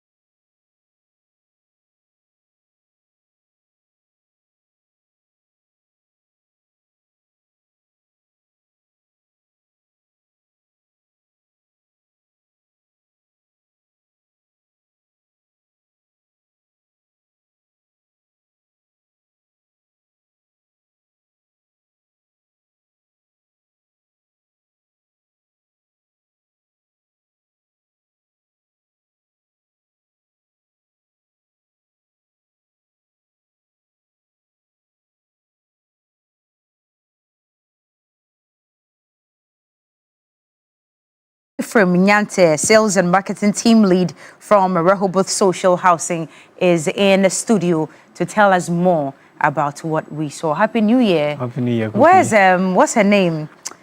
I'm trying to remember your other colleague. Francisca. Yeah, how is she doing? She's doing well. My love to her when you go back. I'm sure she's watching. Yes. But good to see you, Ephraim. Yes. It's 2026. We just watched your advert play again. Yeah. What specifically brings you here this morning? Yes, so Happy New Year to you once again. Happy New Year. And then Happy New Year to our cherished viewers and then our customers as well. Yeah, the reason why we are in business. So yes, so what brings me here, when we come here, we always have good news and exciting packages for our viewers and our cherished customers. So during the Christmas, we had a promo, we ran a promo on our houses, the 2, the 3, and then the 4-bedroom houses. And people were excited and people really signed on and they got juicy and exciting packages. We are repeating same this new year. So from now till the end of the month, we are running a promo and giving away exciting packages and deals to our customers. Yes. So the promo is on our 2, 3, and 4-bedroom houses. So we are saying that make an outright purchase and then get a fully fitted kitchen. Okay, wait. Yeah. Wait. So what we are selling this morning is the 2-bedroom, the 3-bedroom, and the 4-bedroom. Yes. Now, you're saying this morning, make an outright purchase of any of the 3 that you have mentioned to get a fully fitted kitchen. Yeah. But how much am I paying for you to give me a fully fitted kitchen? Okay, so for the outright purchases, we have prices for the outright payment and also our regular payment. So I'm going to take my time to explain the prices for the regular ones and then the outright ones. Please. So for our 2-bedroom semi-detached, our regular 2-bedroom semi-detached, it is going for 675,000 Ghana cedis. 2-bedroom semi-detached. It's going for 675,000 Ghana cedis. Okay. That's the regular one. Okay. But then if you're making an outright purchase, you are getting it at 650,000 Ghana cedis. So you take off 25,000? Yes. Okay. And if it's same to go for our 2-bedroom semi-detached upgraded, we have an upgraded version, which is going for 850,000 Ghana cedis. Okay. So if you're making an outright purchase on that one, so you're getting it at 800,000 Ghana cedis. Okay. Yes. And we have a 2-bedroom detached. Okay. Fully detached, which is going for 950,000 Ghana cedis. Hey. If you're making an outright purchase, you are getting it at 900,000 Ghana cedis. Wow. Yes. And then our 3-bedroom Sun Bay fully detached, selling at 1,250,000 Ghana cedis. But if you're making an outright purchase, you are getting at 1,200,000 Ghana cedis. And then our 4-bedroom, which is going for 1,680,000 Ghana cedis. If you're making an outright purchase, you are getting at 1,600,000 Ghana cedis. Okay. So the promo or the packages on the outright purchases. So if you are making an outright purchase, for instance, on our 3-bedrooms, you are getting a fully fitted kitchen with your appliances. You are having your microwave, your gas cooker, your extractor. You are getting a fridge. You are getting a washing machine. All these are going to be fitted for you. Okay. Yeah, so, and we are also getting free documentations. We are preparing your documentation for you for free. You are getting a 1-year service charges waiver. So for the 1 year that you are going to live in the community, you're not going to be paying for any service charge for a period of 1 year. So for security, for refuse, what again? Garbage collection, and all of that. Maintenance and all that. You are not paying that for a 1 year. year. Yeah. Okay. Yes. And I'm also getting a fully fitted kitchen. Yeah. So is it to your specification or to my specification? Which one is it? Okay, so the fully fitted kitchen, I mean. Yes, so to our, we have particular brands that we are dealing with, so we are fitting it for you fully. Okay. Yes, once you come in, before you even make the purchase, the place is already fitted. But how do you ensure that I would be happy with it? Because one person, somebody could say that, you know what, I'll make that outside purchase, but please don't do the kitchen for me. I want to do it myself, so you pay for it. Would you opt for that? You want to do the kitchen yourself? Yes. So that we have the regular one, which we don't do those. We don't do the. Okay. We don't put in the appliances and all. All right. So that option is there. And then the option where we will put in the appliances for you is also and that's what you're selling right now. Yes. Okay. Yeah. So you are waiving for the 2-bedroom detached, you said, or semi-detached? So we have semi-detached and we have the detached as well. Okay, so you're saving 25,000 and then 50,000. Yes. I think that's the amounts that you're waiving off, Yes. and then I get the fully fitted kitchen. Yeah. Okay, and what specific location are we talking about? So this one? these houses are located at Ayi Mensah. Okay. Ayi Mensah is on the Adenta Ebri stretch, right at the toll booth. You take your immediate right turn. It's just about 3 to 5 minutes drive from the toll booth into the estates. It's a gated community, and then as you can see, these houses are ready. They are ready to move in. Okay. It's not an off-plan project. Right. The houses are ready for moving. So get it ready and move in ready. Okay, but these houses are not furnished or anything. I would have to provide my own fittings and all of that. Furnishing, It's yes. only the kitchen yes. that you do Yes, for exactly, me. Okay. exactly. And you tell me that this promo was run in December. Yes, we and did you are a promo, and repeating we are it. repeating it from now to Okay. the end of the month. All right, and it's available for both Ghanaian locals And those in the diaspora. Okay, Yes. so give us the numbers or the contacts that we need to reach you for these services. Yes, so you can contact the numbers on the screen there. Okay. You can also reach us on 020 682 3524. Okay. 020 682 3524. You can also reach us on 055 375 1933. Okay. Plus 233 244 764499. Okay. You can also contact our the UK office. So if you're in the diaspora or if you are watching here in Ghana and you have a relative or a friend abroad who wants property to purchase here in Ghana, you can reach out to us and share our contact to the person to reach out to us, so the person can also jump on this exciting promo that we are running from now to the end of the month. Ephraim, you know water is a very essential part of our life. Yeah. How do you guarantee, or can you tell me for sure that water is not a problem in this community? No, water is not a problem at all. So Okay. we have Ghana Water running there. Right. Yes, within the community. Okay. So you don't have any issue when it comes to water. Okay. Yes. All right. Ephraim, thank you very much. Are you on social media? Yes, we're on social media. We're on Facebook. We are on Instagram. We also do site visits. Okay. From Monday to Friday. We are open from 8 to 5 p.m. Okay. We also do weekend site visits as well. okay. So in case you cannot make it during the week, we are open from 10 a.m. on Saturday to 3 p.m. in the afternoon. How expensive is that? It's free. We don't take anything for site visits. Okay. So once you reach out to us, we will schedule with you the time and the day that is convenient for you that we can do the site visit. Even and if I want to come 10 times just to be sure, it's still yes, free. I mean, we've had people come just to be sure. They come over and over to be sure of what they're actually getting. Because it's not an easy investment. Yeah, so if you're getting something like that, you need to be sure. So you can come as many times as you want. Okay. Yes. All right. So we are calling on each and every one, folks here in Ghana, those in the diaspora. We are calling on corporate institutions, businesses, individuals.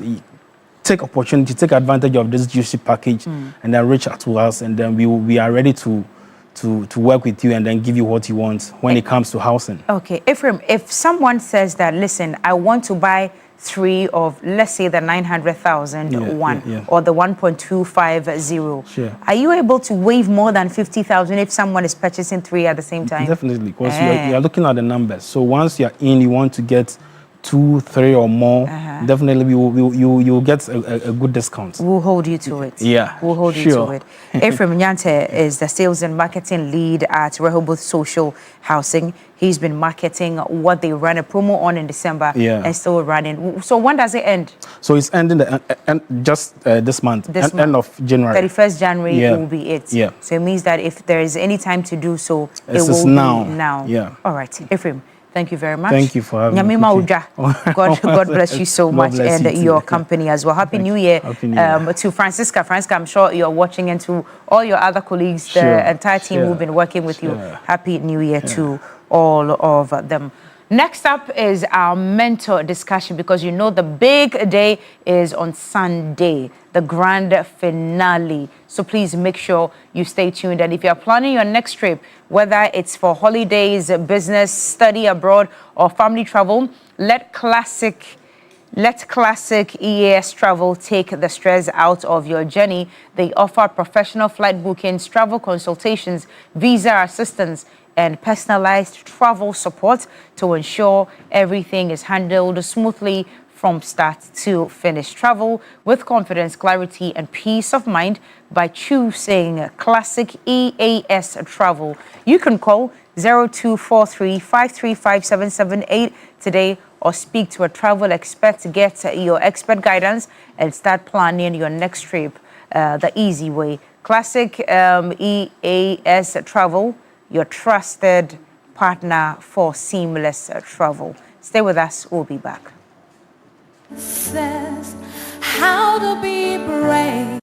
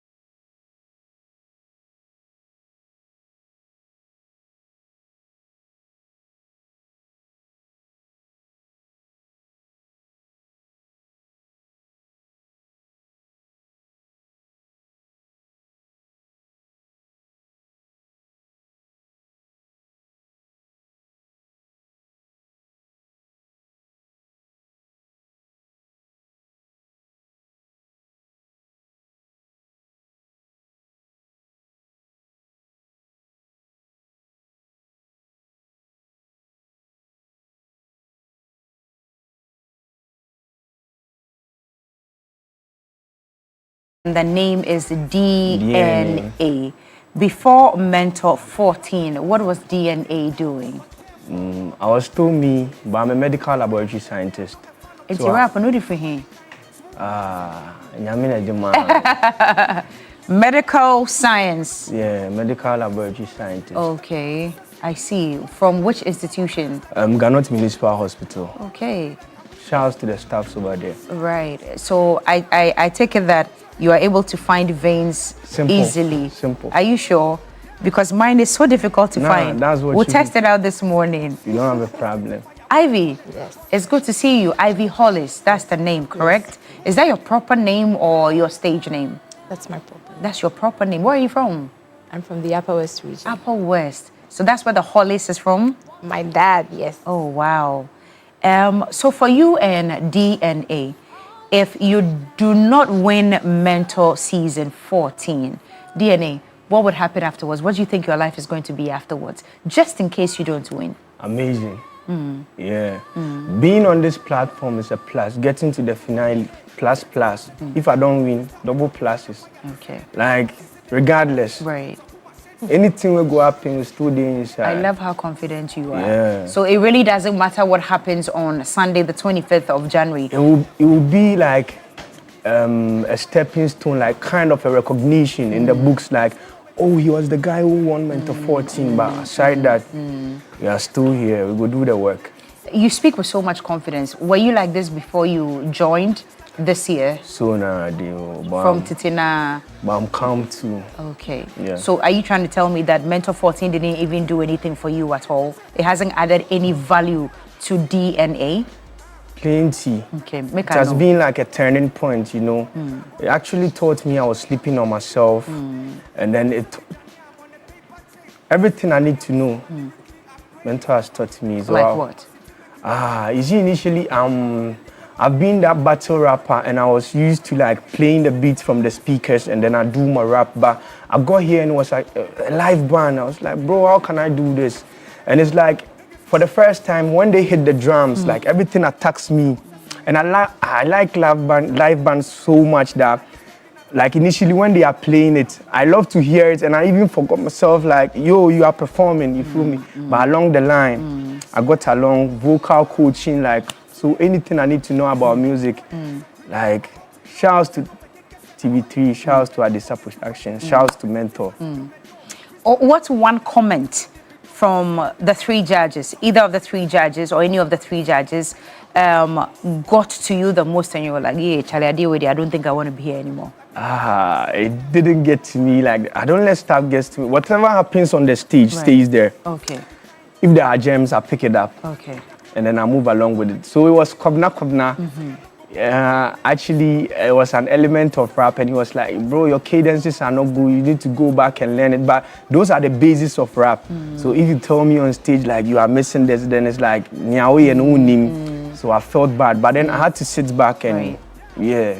For educational emphasis this morning, I don't understand cadences, but in the kitchen for Ivy and I, it's like you're making stew without onions or tomatoes or pepper. Yeah, so let me put it in a layman's view. It's like when they play a beat, it's like how the rap sounds on the beat. It has to sound like a talking drum, but it has to. Okay, the rap has to sing on the beat. So if I go like that, I have to go like da. Then the next one too has to change. It shouldn't be like that all along. Through. It has to sound like in a way that even if I stop, like you still have to have something like, for example, when I say forget to addis, I get kappa. Flow me when a child sakawa, there is some baby pa. Like if I stop in your head, you'll be like like you feel me. So these are cadence. It has to move in a certain rhythmic pattern. You're educating me this morning. I love the schooling that you're putting me through this morning. Wow. You seem to know your stuff even before you came for Mentor, and now it looks like your repertoire of knowledge has even increased a whole lot. Shouts to the judges. Shouts to Kobna. Shouts to Ochame Kwame. Shouts to Richie. God bless them. Is this a platform you would recommend to any youngin out there who wants to break through the main scene of music? Yeah, I'll do that. And for anyone who thinks like they are on top of their game out there, they should come here. Come see the difference. Yeah, come and see for yourself. Maybe you think you are doing it all right. Like, come inside. I'm not going to say much. You, just come. Okay. Yeah. Wow. Ivy, we've been listening to DNA. You've been smiling all along. Let's also get to know you better. He says he's a medical laboratory scientist and all of that. What were you doing before Mentor?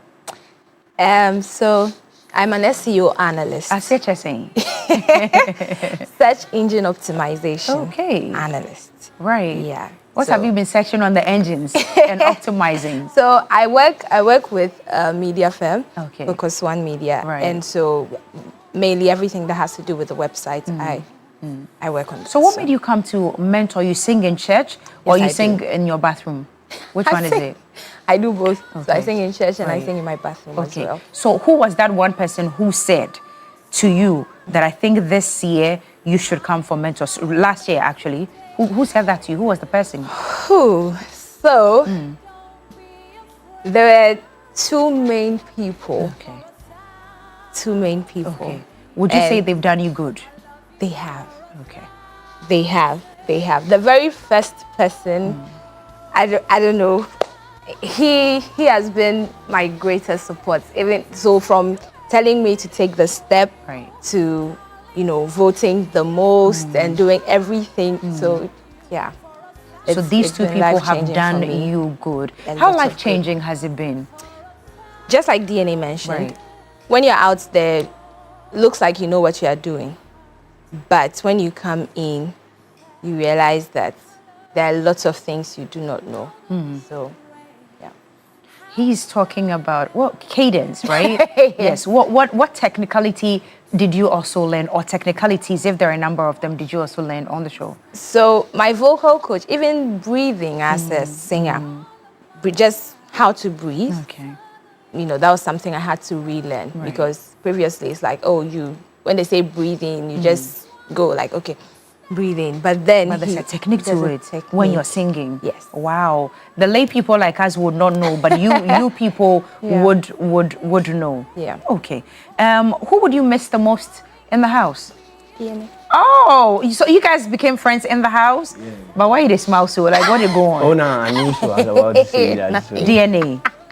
Make her know something they happen. Oh, something she they must still. Oh, like so sistering, that be all. Brotherhood, sisterhood, that be all. But who would you also miss the most in the house? She and Slim. Okay, those are the two people that you would I'll miss everybody, but she and Slim in particular. Is there anything in particular you have learnt from her that has guided you till today? Her spirit is pure. Okay. Yeah. All right. Is there anything you've learnt from him as well? He's a very free person. Like he doesn't have a care in the world. Right. Like, so yeah, it's something that I picked up. Right. What one comment also, Ivy, from any of the judges came to you and you realized that, oh, thank you, Jesus, I was meant to be here? So that would be mostly, I always look forward to comments from Richie. Okay. And for the first few weeks, he really seemed to enjoy whatever I was doing. So, I mean, even after those 3 weeks, the comments still came. So I had like very, throughout the show actually, I had very like good or positive comments most of the time. Right. So like, you just need to work on your breathing. You need to work more on hitting the notes and not, you know, going around it. So, yeah. Which of you has been in the bottom 3 before? None of you? Yeah. Oh, wow. Which of you has ever won Star Performer? He has. How many times did you win Star Performer? Once. I've been nominated a couple of times. A number of times for Star Performer. So which performance gave you or won you Star Performer? Judge's choice. Oh, that was the day you won Star Performer. Have you won Best Costume? Because I was telling you about this I've costume. had like 5 nominations. Oh, for but Best Slim Costume. is there. Shout out to Slim. He's been winning Best You Costume. can't bypass Slim. Oh, wow. Like His designer must he be that knows- good. Slim knows what he wants, and then coupled up with the designer, Right. you won't bypass them. Okay. Would you ever separate how an artist looks from the artist himself or herself? Yeah. Because me like this, I'm calm, very calm outside, but if I get on the stage, it's a different You're thing. different. Yeah, like that. But does an outfit have an effect on how you perform? Hey. Okay. Yeah, that's the only thing I was saying. Hey, two. It's not even 3, it's A. Ivy Hollis, Yes. your outfit, does it have an effect on your performance on any given day? It does. Tell me It about does. it. So when an outfit, you don't feel comfortable in an outfit, you just, your mind keeps like going back to the outfit instead of focusing on the performance. And so it really does. And maybe if you are not feeling comfortable in it, maybe you're on stage. There were times that on stage you have to like probably pull something down, And or it affects the you know performance. what they got, the corset Right. was too tight. The maybe corset was too corset. Yeah, like I've had my experiences, like I think 2 times. The African night, I didn't really like the outfit. Okay. So like my spirit was down. And then for the Lumbes night too. But shouts to the Echo Play Band, the drummer there, Kofi, was like, bro, you are rapping to a Lumba song and only one man has does it. Like Sarkodie has done that. So you are the second person. Forget the outfit. Go and kill it. So it will dawn on you if you are not that hard. And people will see it too. Right. Okay. Your fans are watching. The code is *713*13#. They voted for you, supported you, and kept you to this point in the competition. Sunday is the grand finale. Yeah. Ivy, what would you tell your friends, fans, and family? So, first of all, I want to say thank you. Thank you all so much for voting to bring me this far, especially to that one person who keeps voting the most. I'm interested. When you finish, I will ask. Or we can say the name here. I must be appreciative. I am appreciative, and he's watching. Does he know?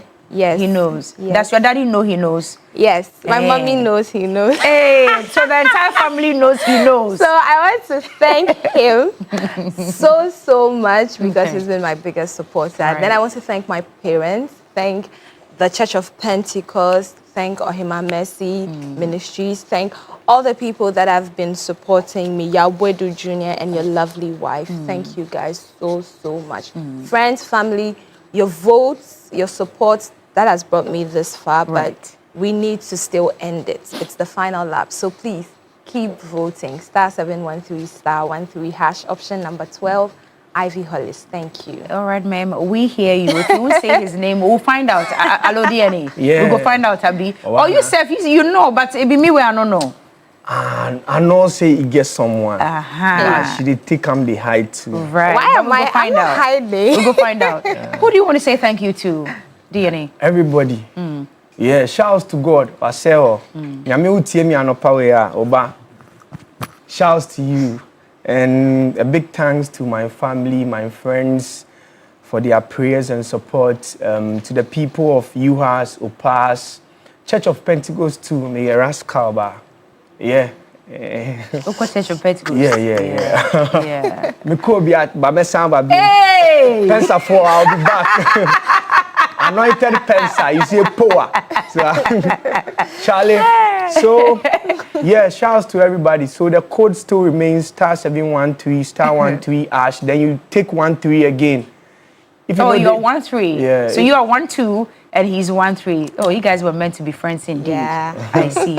Yeah. But say after the competition, especially if you emerge the winner, life go get like more serious than it is right now. So as you promise you go church, you keep to your promise because God they watch you. Yeah. Nyame se osan tie mi amesamba. Okay. You try you 10 mesamba. Right here. Amen. You made the promise right here. Yeah. So let's see if you're able to stick to it. And yes, Nyankopon, ni bufu show ba so. Yeah. I see some time. All right, no problem at all. Ivy Hollis and DNA will be giving you a show on Sunday after you dial *713*13. Please ensure that you type number 12 and then number 13 for DNA 12 for Ivy Hollis. All the best. May Thank the you. best man or woman win on Sunday. Amen. Thank you. Now, if you're looking for a university that will prepare your child for the future, then Academic City University is the best choice for you. At Academic City, we do not just teach, we nurture creators, innovators, and leaders who shape tomorrow's world. We offer undergraduate programs in engineering, computational sciences, business and communication arts, and our BSc in artificial intelligence and robotics engineering are the first and only one of its kind in sub-Saharan Africa. Beatrice, I have to close with you. Now, with world-class facilities and industry-experienced faculty, students do not just learn the latest technology, they create it. And for working professionals and young graduates, we have got you covered. With our MSc programs in cybersecurity and data science analytics, as well as our professional certificate programs. At Academic City, our programs are practical, relevant, and future-focused. You can call 026-269-3870 or visit acity.edu.gh for more information. Admissions are now open. Academic City, make your mark. And Roland Walker, you have caused a lot of turbulence. He's got his microphone. You've caused a lot of turbulence on the big issue today. Why did you do that? Anyway, who is celebrating? I said, we name their maker. You don't know what I'm saying? Because I only ask questions, so okay, no problem. I don't control how the guests behave. No but of problem. course, I have a role. But you did a good job in maintaining a balance and a lot of calm. I've done a number of international peacekeeping training courses. Oh, wow. So I keep the peace. Right. Let me say good morning to Uncle P, who works with the Customs Excise and Preventive Service Division of the Ghana Revenue Authority. Alhaji Nuruddin, the chief driver for Ibrahim Mahama, that's the business mogul of engineers and planners, wishing all the best. And let's see how that. But let's do some birthdays. Whoa, propaganda do near hotel. Let's see who's winning our first 1,000 Ghana cedis this morning.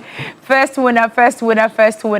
0549902. 3 numbers come after that. Coco, let me do a second one again. It looks like I'm running out of time. I would have to do the rest offline, but let me do a second one. I beg you. My people would kill me if I don't. Let me do a second one this morning, or even a third one, because time ni nyina Roland Walker, Dr. Zato, and Solo, and Edem Magbana have taken all the time. 05914763 numbers come after that. Yes, you also just won 1,000 Ghana cedis. Please distribute the rest offline. I beg you. I need to give the money out. But time now for birthdays. Let's take the birthdays. If it's your birthday, you are blessed and highly favored. Okay. Happy birthday, Pius Edem Tata.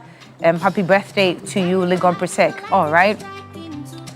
World Desmond's Day. Okay, Desmond, happy birthday. It's from your parents. Happy birthday also going out to Benjamin and Kuma Apia, PhD student. Megan Baba Fenyiwa Brew, little one, happy birthday. Mrs. Messi Tengan, with ENT, Bolga Regional Hospital, for my husband, Professor Kalisto Tengan. Wish you all the best. Okay. Seth Anson Ado, happy birthday to you as well. Beatrice Bejaha, aka Mama B, B for brave. Yeah, so Bejaha. Yeah. So you can pronounce it properly. Bejaha. How would you have it pronounced? Bejaha. Maybe because you heard me. Yeah, because you heard me. Influenced. Peer pressure. All right. Okay, Mrs. Eva Brides Vovo and Mrs. Evelyn Bridget Akpa, they are twins. That's how I would have said Vovo. Yeah? Yes. Vovo. Anyway, all right, let's go. Vovo. Na Adole El Shiba, happy birthday to you, Na. Okay, Faustina Opong, happy birthday to you, ma'am. Let's move on to celebrate Nina Ku Dowona, happy birthday. Yes, Dowona. I got that Bonnie right. Hilton. Yeah, I got that Oh, right. please bring that back. Hey, has it corrupted? Elishiva Irabana Nyamedia Mensa. Wow. Nyamedia Pa. Okay, I'm told that's Harriet's daughter. Oh, happy birthday to you, cutie. Oh, let's see her face again. I know, right? Does she look like the mom? No, I don't think so. It went to the dad side. Let's also celebrate Mrs. Antoinette Ado. ECG. Yes, you're blessed and highly favored, darling. Happy birthday to you. Happy first. Ishiraba picture. Hey, where do you want? She looks so big for one. Oh, amen. In Jesus' name. Amen. Soon. Richard Akwete. Mr. Taki. Yes. Mr. Taki. Mr. Taki, happy birthday to you. We love you here. Nyamisha Bibu. Wow. You have to send him Mumu. Yeah. Mr. Taki, I'm sending you Momo. Davis Sanam Azuma. Can you see the shades? Who wore you these glasses? Daddy or mommy? All right. Hey, to my lovely husband, I pray for God's guidance and good health. It's from your Selena. But you mentioned your name, Selena. Why? Frank Osei-Tutu, happy birthday to you. Sarah Agbaji Mauna. You are beautiful, oh, Sarah. Agbaji. Wow. And where for too much? Wow. This one is from Daniel. Looks like my school sister. daddy is school man, no. From your school daddy. School. Oh, just that. Yes, uncle. Okay, school daddy. Daniel, all right. Your school daddy. Yeah. Just that. Yes, uncle. Anyway. You remember the movie, right? Yes, I remember. Yes, uncle. All right, thank you. You know, you guys, Yakumka Travel and Tours, we welcome you. Are they taking us to the US? Yeah, we'll take you to the World Cup. Okay. Okay. And Canada so you as saw well. them aside from you. Yakumka Travel, and we'll take you to the World Cup. Yes. Okay, that's lovely. Okay. You'll be on our bill. Tell them it's easier for them. I have all the visas in the world. Yeah. So they don't have to struggle to get me visas. So we'll take you to the so World just, Cup. Okay, visa. We'll take you to the World Cup. Great tours around as well. Yeah. And you know, Cookie is our ambassador. Okay, nice.